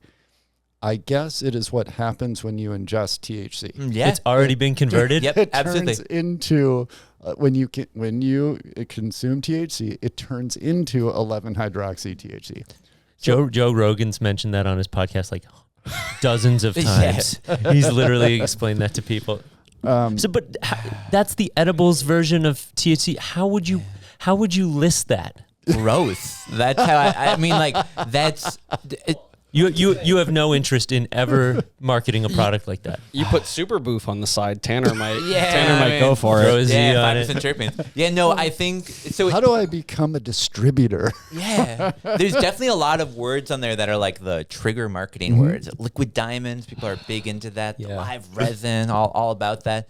But then what's very interesting is I feel like the consumer for those, very different than the THCP 11-hydroxy... whatever carts. It's 7 grams though, so you got to fill it with all sorts of variety. Oh, I met a guy one time, really, really nice guy, not at all meant to talk negatively about people, especially on a public podcast, but came over and was really excited to share with me a vape pen that he made. And it was a mixture of like 6 different cannabinoids together in a goop. And I just, I'm not really interested in being a lab rat for someone else's potions that they make in their bathtub. Right. Like, that's just not the cannabis industry that I foresaw. I remember us way back in the day being like, Delta 8, that's not who we are as an industry. Like, maybe we got to fight against that. And clearly that didn't win. But I think we are getting closer to the alt cannabinoids, and minor cannabinoids are minor for a reason. THCP is not good for you to just inhale large chunks of it. It is thoroughly unenjoyable. Yeah. So Have you heard of crazy stories of bad reactions to alternative cannabinoids? no, the answer is yes and no. I mean, Yes and no. Stories. Nothing. No insurable risks. Nothing like that. And insurance will, basically just say no. We're not interested in looking at that stuff. I mean, Delta 8, Delta 10, those sort of things. Some of them are insurable, but very, very few companies are interested in actually that sort of insuring stuff, the product. So the product is not products themselves. Wow. And usually what they'll do is they'll insure, like, let's not to pick on tobacco stores, but let's say you're insuring a tobacco store and they're selling these products. They'll just completely eliminate products liability altogether. So you have, and that's tobacco and vaping and that sort of stuff as well. But then we also get into things like kratom. I'd put kratom right there. It's found in similar areas. Yep. Yeah. So, once you get into the more, call it esoteric or, kind of outside the norm, they just start to. Yeah, how do you make an exclude actuarial table for like a research chemical some guy found online? Right. It comes from China, but trust me, it's really good. It's really good. It's clean. Yeah, we're going to sell it out of our retail store to people paying us money with credit cards. Yeah, Is that we cool? totally tested this. Yeah. Oh, that's In fact. interesting. How does your business correspond with payment processing companies, or how are you in your how do you see that in your day to day? Because Tanner brings up a good point. I mean, you can sell hemp drugs on the internet. You can't sell marijuana drugs on the internet, right? So, like point of sale and the way that the cannabis industry gets picked on, like what are some of the best practices or things you'd recommend around payment processing within the cannabis industry? Yeah, I don't personally know a lot about payment processing. I know that there are payment processors out there that can do it, but it does actually go into insurance. Yeah. So it's fascinating. A little story that happened to me recently. I selling insurance policies, and I got a call from one of my brokers, and they said, "We can't offer you financing anymore." our financing company was purchased by a large national or global financing company, and they are no longer offering insurance premium financing to our clients. Sure. Yeah. You need to go find somebody else. And I'm like, well, I have no idea what you're talking about.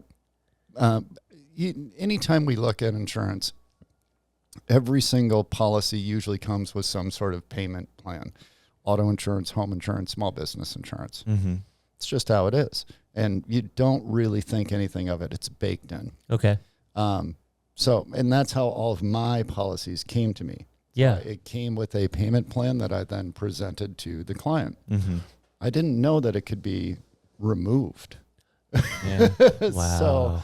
So my main carrier says, we can no longer offer this. You need to figure it out. So I had to go out and literally figure out how to do cannabis premium financing. Found a wonderful company that we use today. They're called Sturgeon Finance. Doesn't matter to anybody here, but we do have They're on LinkedIn. They're on LinkedIn. Oh, okay. There we go. Yes, they are. So are we. Check us out. So it's been great to have that relationship. But it did take me, I had, I think, 5 clients in my pipeline at the time where I had to find financing for them, and I had to scramble. I mean, it was, I didn't. Because they're banking on paying you monthly. Correct. For example. Absolutely. And if you say, hey, you can't pay me monthly anymore, you got to pay in full. You may lose the deal. 100%. I mean, that's most businesses. Most businesses have a hard time, coming up with anywhere from $3,000 to $30,000 on any given day. So I had to scramble, find financing, was able to do it. But you've turned that now into a product you can offer.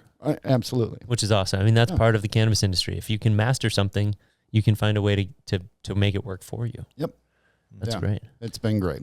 So speaking of ways to sell marijuana online and just call it hemp, if you were to go over to Wisconsin right now, what would insurance look like for some of the breweries or tobacco shops that are selling not just edibles, but smokables, flower, like all of it? Yeah. Is that even coverable? It is. Yeah. So when we get into the adult recreational world, it's much easier than the hemp world. Again, I said that earlier. Because we have 15 years. I mean, we've got time. So all of it is coverable. There is products liability, but we also have very, very strict testing guidelines. We have all of the things in place to try to make the products as safe as possible. And we can trace it back. So if there is a issue with the product, we can go, okay, here's the issue. This is where the lawsuit has to go. This is how we can handle this. So it's very, it's much cleaner in adult recreational. It's more work and there's a lot to it, but it's a lot easier to insure than something like hemp.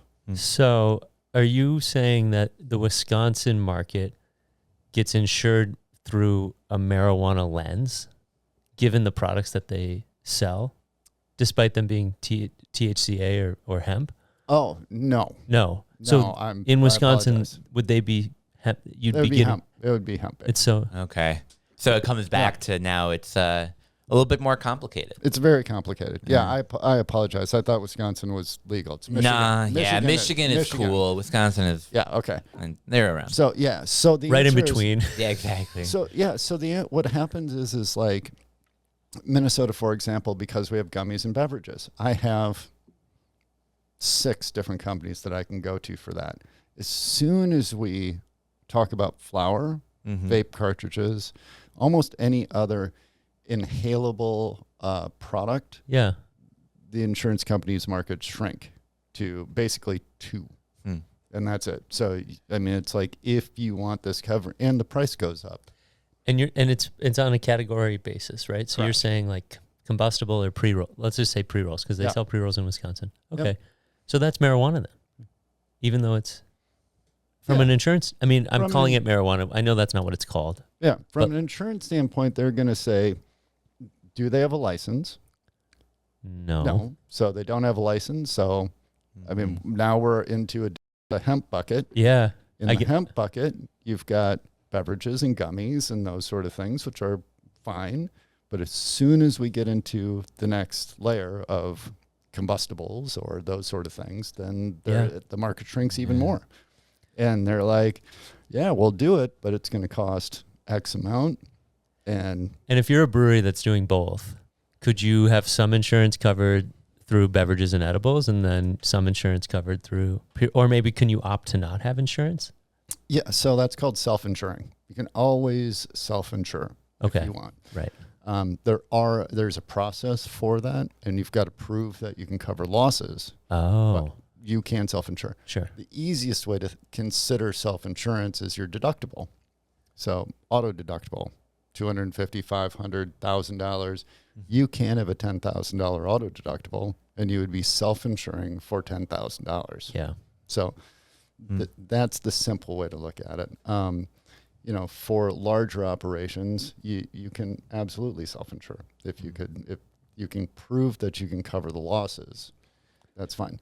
But for a lot of these startup hemp businesses that are, I'm really excited to launch my brand. I got 500 bags of gummies and a dream.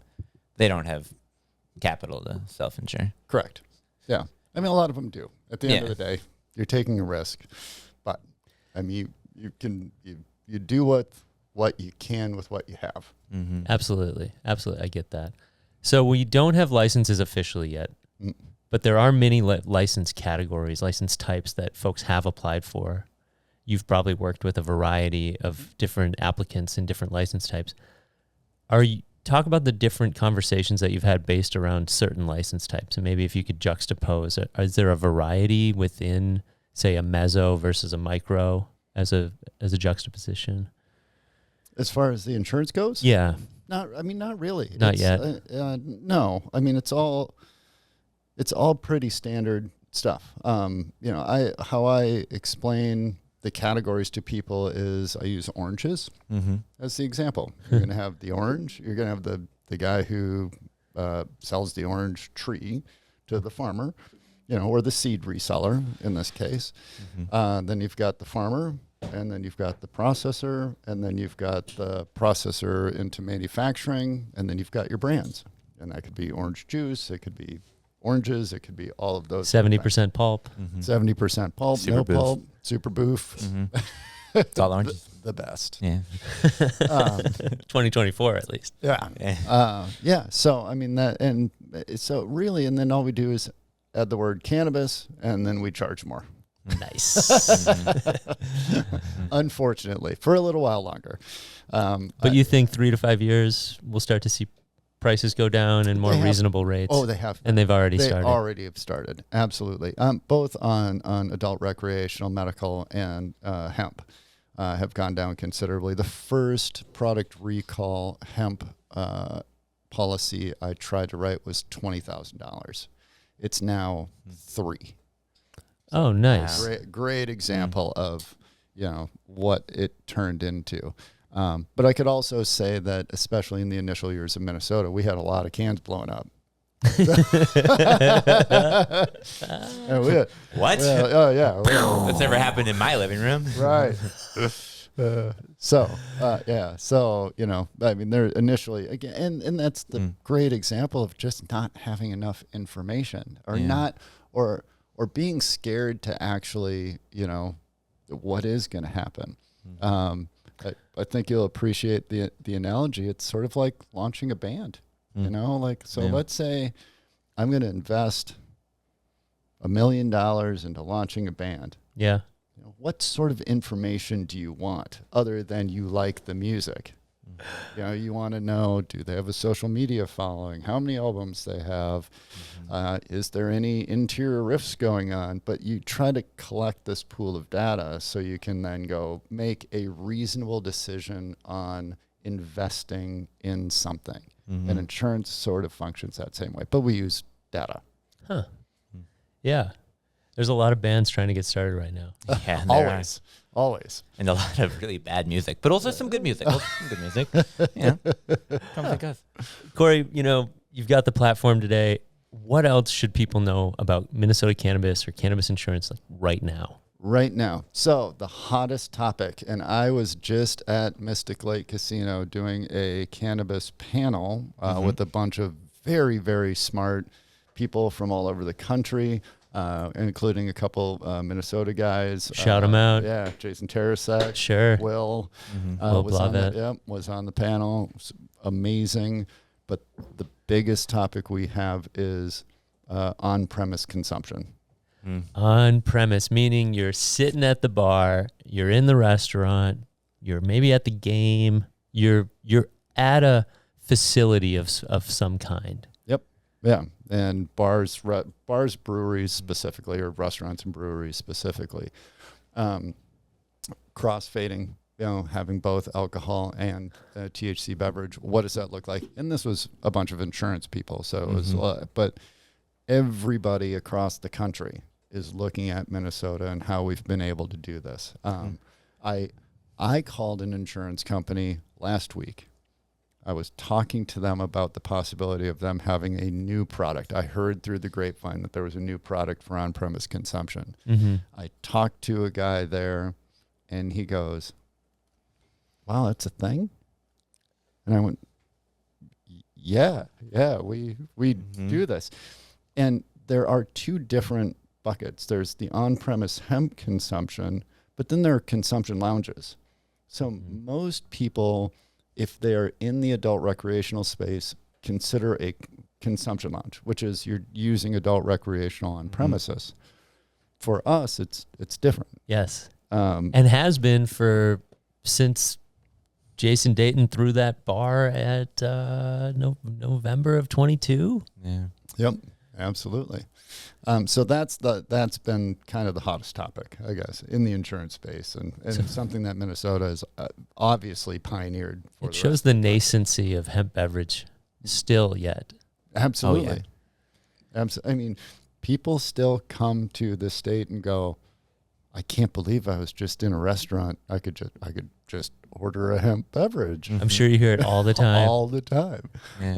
And it's awesome because the level of excitement and enthusiasm, especially people coming from California and Colorado, people that have been in legal states for a long time, and just them not having the ability to just go out and have a nice dinner and a libation. I think it's the most dangerous thing about cannabis is mixing it with alcohol.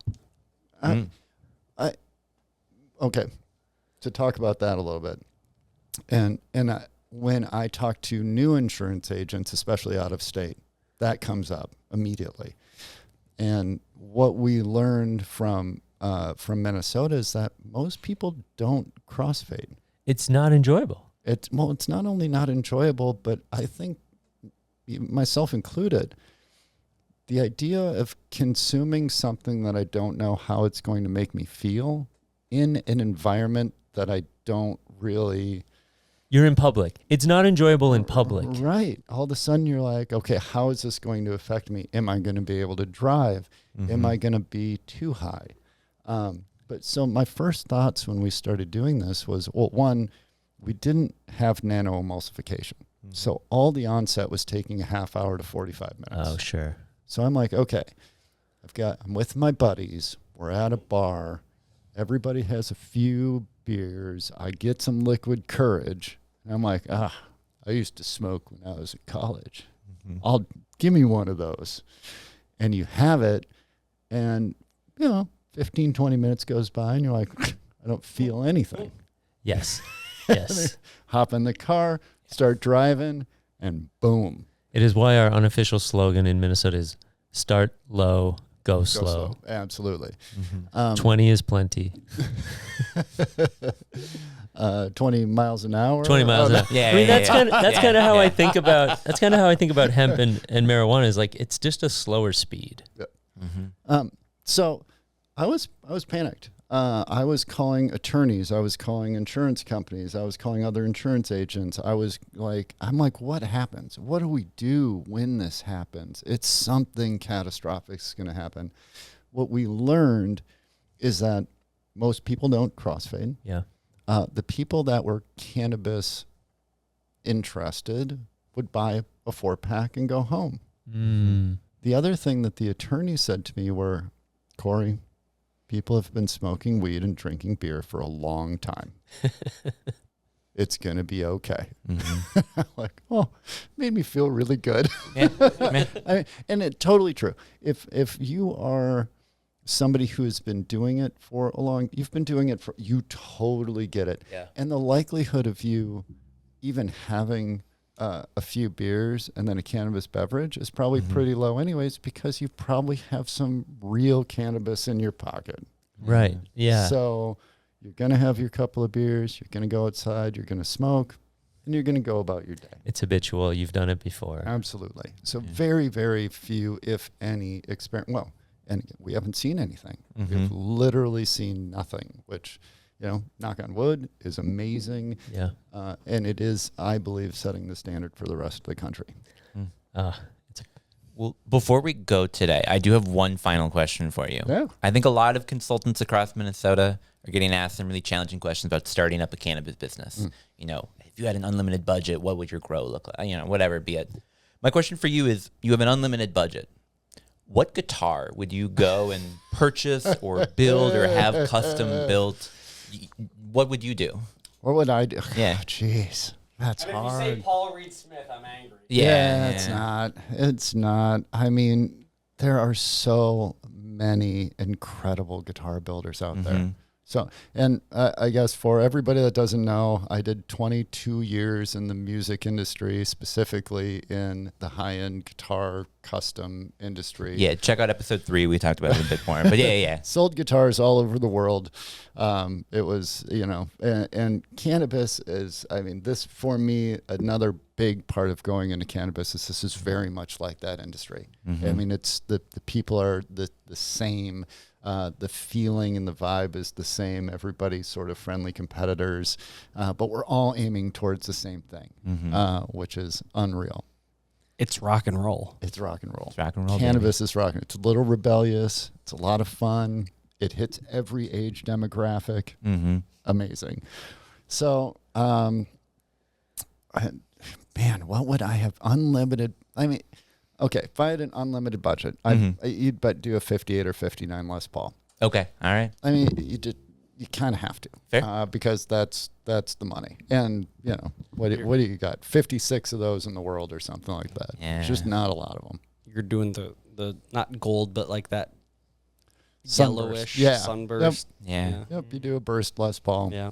59. That's the one. Cool. I'm a drummer, and I know how much that means. So yeah, that's something else. But I can tell you that I've only owned one Les Paul, but all of my other guitars are small custom builders that either worked for the Les Paul custom shop or the Fender custom shop, and then went off to build their own Very cool. their own businesses. I dig that. The micro businesses of the guitar world. 100%. Cory Lake, true to craft. Yeah. Well, so if people have more questions for you about cannabis or about guitars, where would you recommend they reach out to you? You can email me at clake@lakegroupinsurance.com. You can call me at 612-251-9191. Instagram, Facebook, LinkedIn. I'm active on all of those. And I spend a lot of my time doing education. When you call me, it's not a hard sell. I was a small business owner. Insurance is a small business as well. We think of insurance as big insurance companies.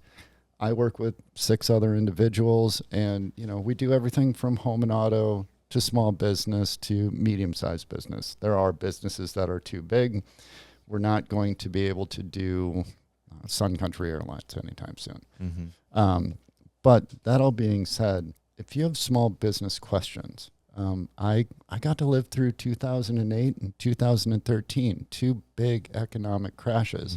Using the guitar analogy, in 2013, I couldn't take a $5,000 guitar and put a free tag on it, because anybody that would have picked that up and brought it home probably would have gotten divorced. Oh, yeah. You can't have a new guitar. It was that. So what we had to do is we had to create these pivots during those times. One of those was to work on selling less expensive items. Guitar pedals. Delta 8 guitars. Delta 8 guitars, absolutely. There were still some buyers for those, but we had to look globally. But you're constantly going to have to pivot and reinvent and think about your business in different ways. Learn your demographic, and then know that the good times are good and the hard times are hard. It's a ride. And when you hit those hard times, lean on the people that want to help you and lift you up, because there'll be a lot of negative energy, and it's going to be a lot of people having a very hard time. So the last thing I'll say about that particular piece is, one thing I don't want to see Minnesota do is have the prices drop out. Price isn't everything. Price doesn't solve your problems. Having the cheapest or least expensive product on the market does not drive customers to your store. And it is a very, very, it's a thing that you feel like you have to do, but you need to focus on your customers, what they want, offering better services, and then, possibly offering something other than price. Yes. Give them, better advice, give them a better experience, give them a reason to come back other than cheap or inexpensive product. Because your product was $20 today, and then if it's $15 tomorrow, product's the same, still a $20 product. It's really interesting, and I appreciate you bringing that up. I think the more that you plan, the less price becomes what you focus on. And if you can paint that story for the customer and really show the vision of what the brand is, then they're buying into that. Right. And the price is just a tag on the wall. Yeah. To me, it's not even a story. It's if you have your system of guiding principles that you believe in and have understanding of, the money and the sales is going to be a symptom of doing the correct thing. And so many people, like I've worked in marketing my entire professional career, and I don't know how better than to talk into a microphone in a room right now than to say, like, so many people are so quick to lose sight of what got them started and why they got there, that then because they're so focused on bottom line or focused on business development, or it's just like if you have your system and stick to it, people will understand that. And the experience. And and that goes with experience. Yes, of course. And that only comes through communication and experience to the experience. Relational. Absolutely. So as much as I say, don't price fix, which we can't talk about that, but we do need to come to an agreement amongst all of our friendly competitors that we're going to try to hold a standard where there is a point where you'll get to where you have to be. So let's call that $100 ounce, not literally, but figuratively. And as soon as you go below that, you're starting to lose money. So we've got to be able to try to hold a standard amongst everybody. We need like an OPEC, but for cannabis oil. Yeah, 100%. Okay. Absolutely. Down. Yeah. So there's a lot of factors at play, though. I mean, you bring it up at the end, but my mind is just racing now. well, we can do it again. Yeah, we'd love to have you. We'd love to have you back. Yeah, it's gonna happen, and we already have had you back once, so now it's easy. Yeah, absolutely. Well, thank you guys. This is I've been waiting a long time for this, and I feel like we've scratched the surface. Truly. And I mean, I have so much of my retail life that I'd love to share with everybody. Something I do like to talk about, and again, feel free to reach out for any reason. It's been a journey, and what I like to do is share stories of very expensive mistakes that I've made over years, so you don't have to. Yeah. I mean, I've spent the money and the time. So, Yeah. so if you want to learn how to not make some very expensive mistakes, please give me a call. Call Cory Lake. It's the best sell there is. Well, Cory, thanks so much again. We really appreciate Thank you. We'll be right back.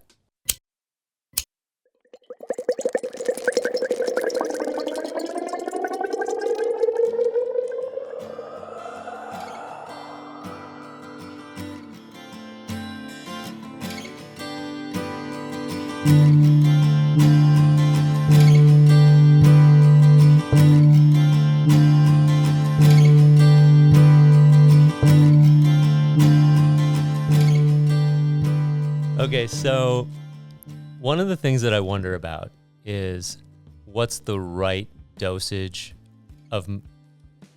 what's the right microdose in a beverage? Yeah. Because I feel like brands often are just taking a swing at it.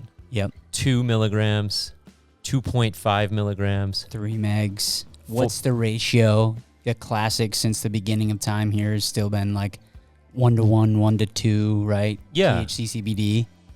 But like a brand launched with 4.2 milligrams. I think more than one brand has. Yeah. And An easy way to slide into the conversation. okay, happy 420, bro. Yeah. So, tell me a little bit where you're at with. Sure, I mean, there's two trains of thought for me. Your question was, what is the right? And I think that's where it gets difficult because it's definitely just like in the craft beer world where I hail from.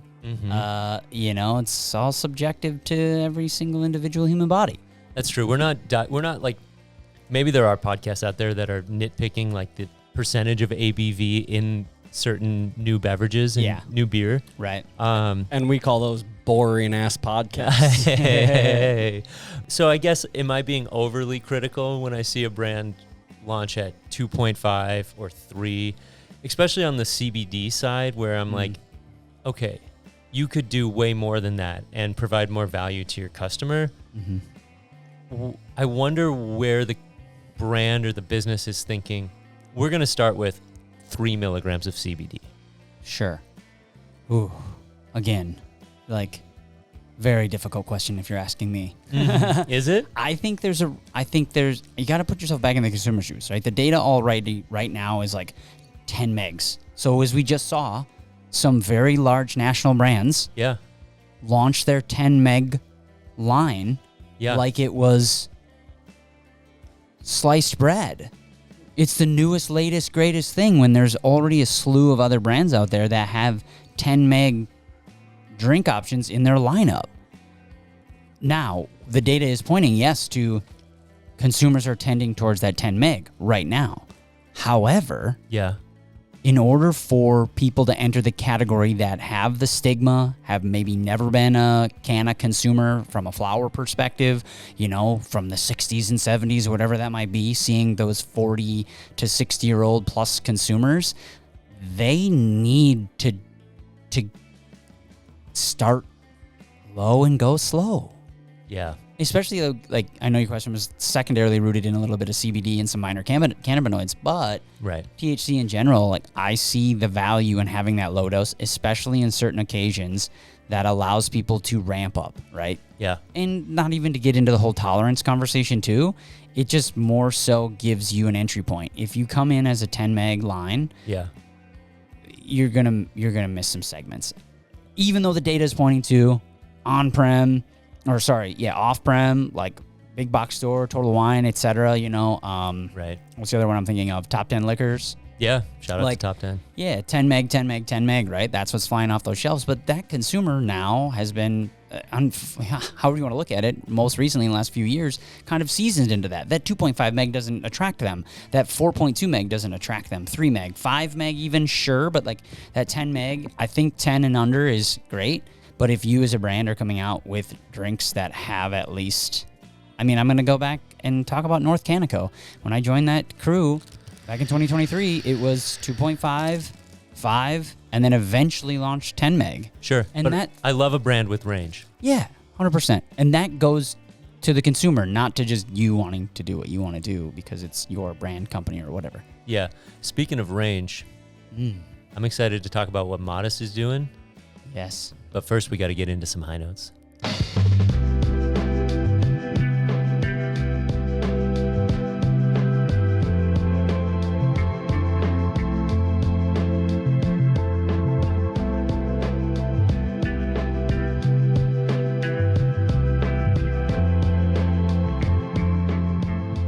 Wow, that was a journey, guys. Yeah. I woke up in New York City in a funky, cheap hotel. I lost my card and I lost my money. I wonder if people will be able to tell that we did the terp tasting in between the segment. Like if people will be Mr. like, Solo Dolo. What if the terp tasting brought to you Northern Lights? whoa. This terp brought to you by Lights Northern. I mean, from a very technical standpoint, Northern Lights is brought to you by Tanner's Terp Tasting. Because if it wasn't doing dabs, we never would have started the college back in the day. Might I dig deeper on that? More of a from a physiological standpoint. This show brought to you by your endocannabinoid system. Yeah.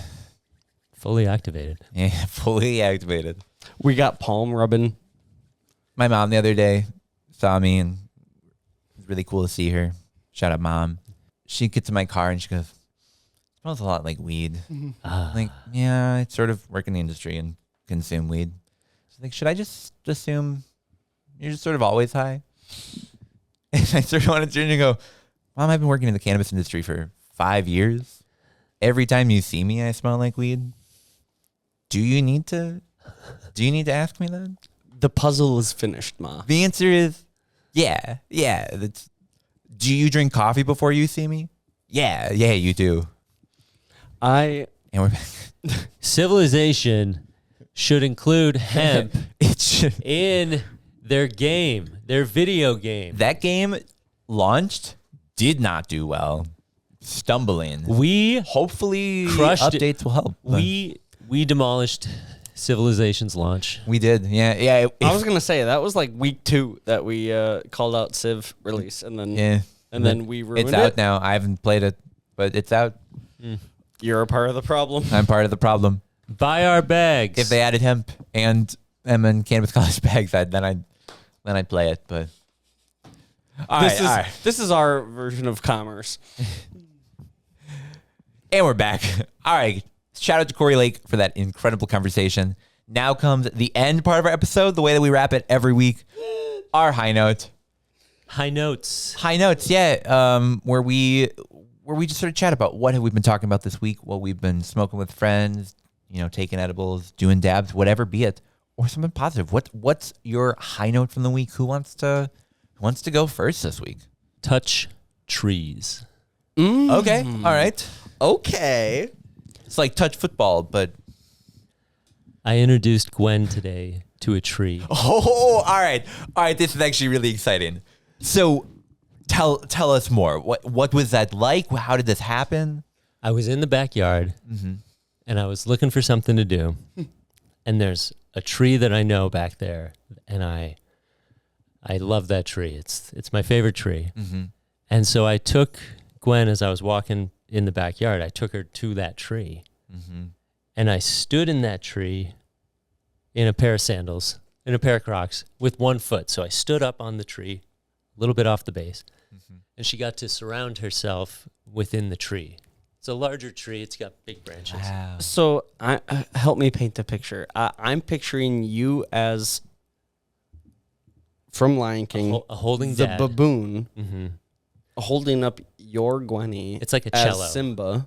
It's a big instrument. Okay, Yep. but you were still like, here is a tree. Yeah, the lunge. So she's 6 months. She's lunging at things. And so she was able to put her hands on the bark. Wow. She was able to touch trees. And to tie it back to the Minnesota Cannabis College, folks will soon be able to touch trees professionally, recreationally. Yeah. And so today we did some recreation. We touched trees outside. I love that. Dude, that's so cool. I think, life milestones like that. Obviously there was a first time when I saw a tree. But I don't recall that. I don't know that.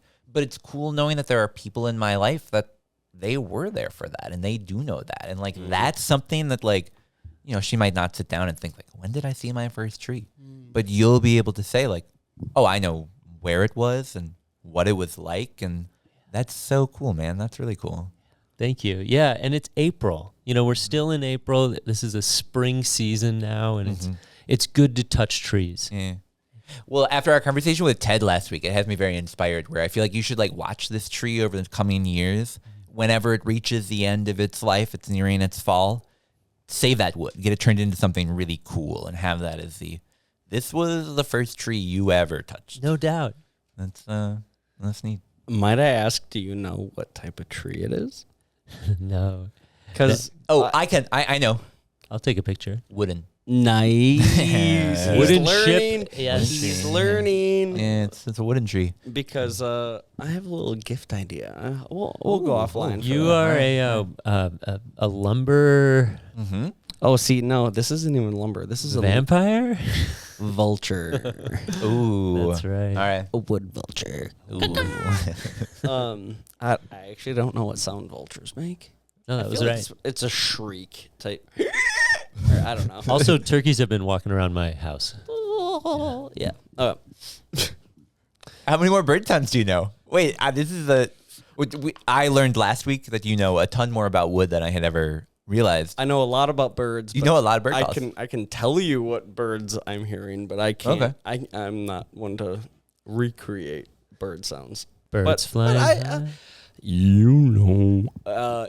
We've had a bird on the podcast before, a loon. That's right. Back That's during right. the Canna Connect episode. That's right. Yeah. Jordan, what's your high note from this week? What do you got for us? My high note, I'm going to go, we're bringing it back to sports on this podcast. Hey, The go. Minnesota Wild, as of the recording of this podcast, are up in the playoff series. Oh, yeah. And to me, the last time we were up in a playoff series was Last year. 10 years ago Ooh. against the Blues. Okay. No, Okay. we've actually been up in like the last 6 series in a row. Now, I'm not saying this year doesn't feel differently, but they always win like 2 games, then they get their boots smoked. And they're out. And like we like most of the time in hockey, I've been watching hockey long enough to know that home field advantage ain't shit. The barn is the barn is the barn. Yeah. The ice is just as hard. The goal is the same size. Something about hockey, like there's something about hockey barns that's different than NBA or NFL, especially NFL. But like, there's something about you go to, like hockey. Well, I guess it's I heard it's it was more down to roaring. the. Well, no, it's roaring. That is not the matter. Like that. Like yes, it is roaring across the board. Hockey is just such a particular sport that the second water starts trickling the wrong direction, all of a sudden that dam breaks open. Like it, or it can. Right. More so than I think a lot of other sports. Like basketball, you can go back and forth. There's an ebb and a flow. Hockey, it is a sequence of big events. The momentum is on ice. Momentum. It's slippy. It's slippy, but I see you're wearing a Frost shirt today. Yeah. Is that a Walters Cup championship? That's a piece of memorabilia. It is, yeah. You only get to watch them win the cup for the first inaugural season one time, and I cried. I cried so many times during those last couple of games, from the goal that I thought won them the cup to it being pulled back Against Boston. to the victory, or to the goal that then ended that game, sent it over to Boston, for them to then get a goal to then win the cup. Incredible. Useless So, trip to Boston. Had to get the shirt. There are some moments in sports that I like to buy shirts for that turn out really cool. Like I think this one. There are other ones. My Jerry Soda shirt from the Jerry Kill era of the U of M football. Not a good era. Not as exciting. But this one, stoked about. Love it. And actually, it sort of connects to my high note from this week. Well, what do you got? So I also have a sports related one, which is Welcome back to ESPN. This podcast brought to you by ESPN. Yeah, this is the Bro Weed Podcast. That's what we're here to do, is talk about weed in sports. And today we're going to be talking about women's sports. Now, PWHL had a pretty exciting announcement this week. They are adding 2 new teams into their league. Yes. We're getting an expansion up in Canada, but the one that I'm most excited about is Seattle. We got an expansion in the United States. We've now got 4 American teams that are playing in the series out of the 8 total. Pretty exciting. And, you know, there was some rumors flying about where might the next team be added. Some people thought Denver. There was a traveling game there that had highest turnout. That of was the a entire record series. day, yeah. Yeah, until they went to Detroit and then smashed that record by having an even higher turnout. So people were thinking, oh, maybe Detroit, maybe Colorado, you know, maybe Denver. And I was just thinking, man, I hope it's a state with legal weed. And all of them were opportunities where I could potentially go see a game and maybe do a dab or two. And it got me thinking even more. I think the Professional Women's Hockey League, mind you, they only have 4 teams in the United States, so small but growing. But Canada has weed. Yeah, it's the only professional league where every single team comes from a place where adults can just go and buy weed if they want. It's almost like good ideas follow good ideas. Yeah. Progressive. Yeah, I'm excited to do the tour, traveling around the frost to all 4 American stadiums. Goddamn right. Doing dabs at all of them. Definitely not in them, but maybe with the Puffco pivot. But I don't know. Tanner's definitely trip not. tasting. Yeah.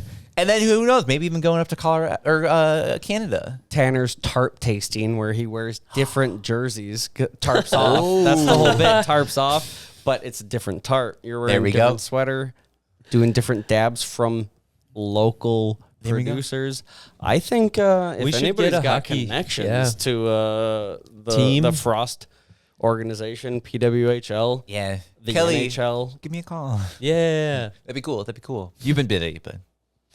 Are you talking about Kelly Panic? Yeah. Your longtime friend? Yeah, Kelly we used Panic? to play hockey together. Right. Yeah.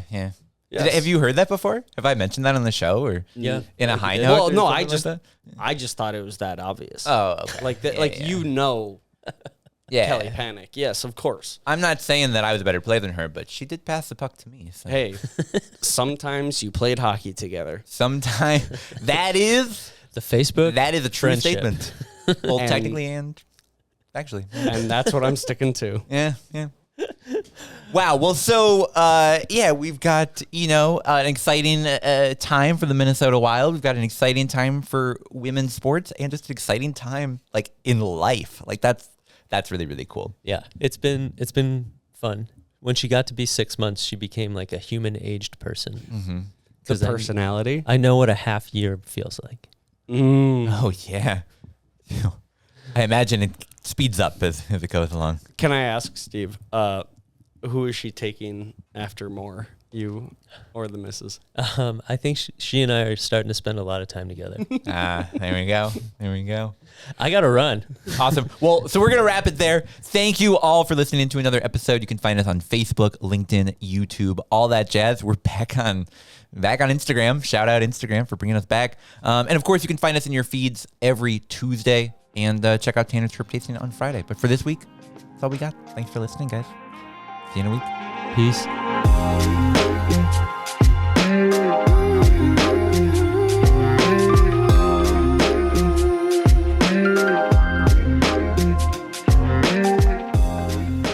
Northern Lights is a Minnesota Cannabis College production. This episode was produced by me, Tanner Barris, and by Steve Eigenman and Jordan Witt. Production assistance from Marcus Harkis, Shayna Payton, and John Barty. Video and audio recording at the Dabbler Depot Studio by Jordan Witt. The information provided in this podcast does not, and is not intended to, constitute legal advice, but is instead for general information purposes only. No listener should act solely on the basis of information provided without first seeking advice from their own legal counsel. The views and opinions expressed in this program are those of the speakers and do not necessarily reflect the views or positions of the Minnesota Cannabis College. Please listen responsibly.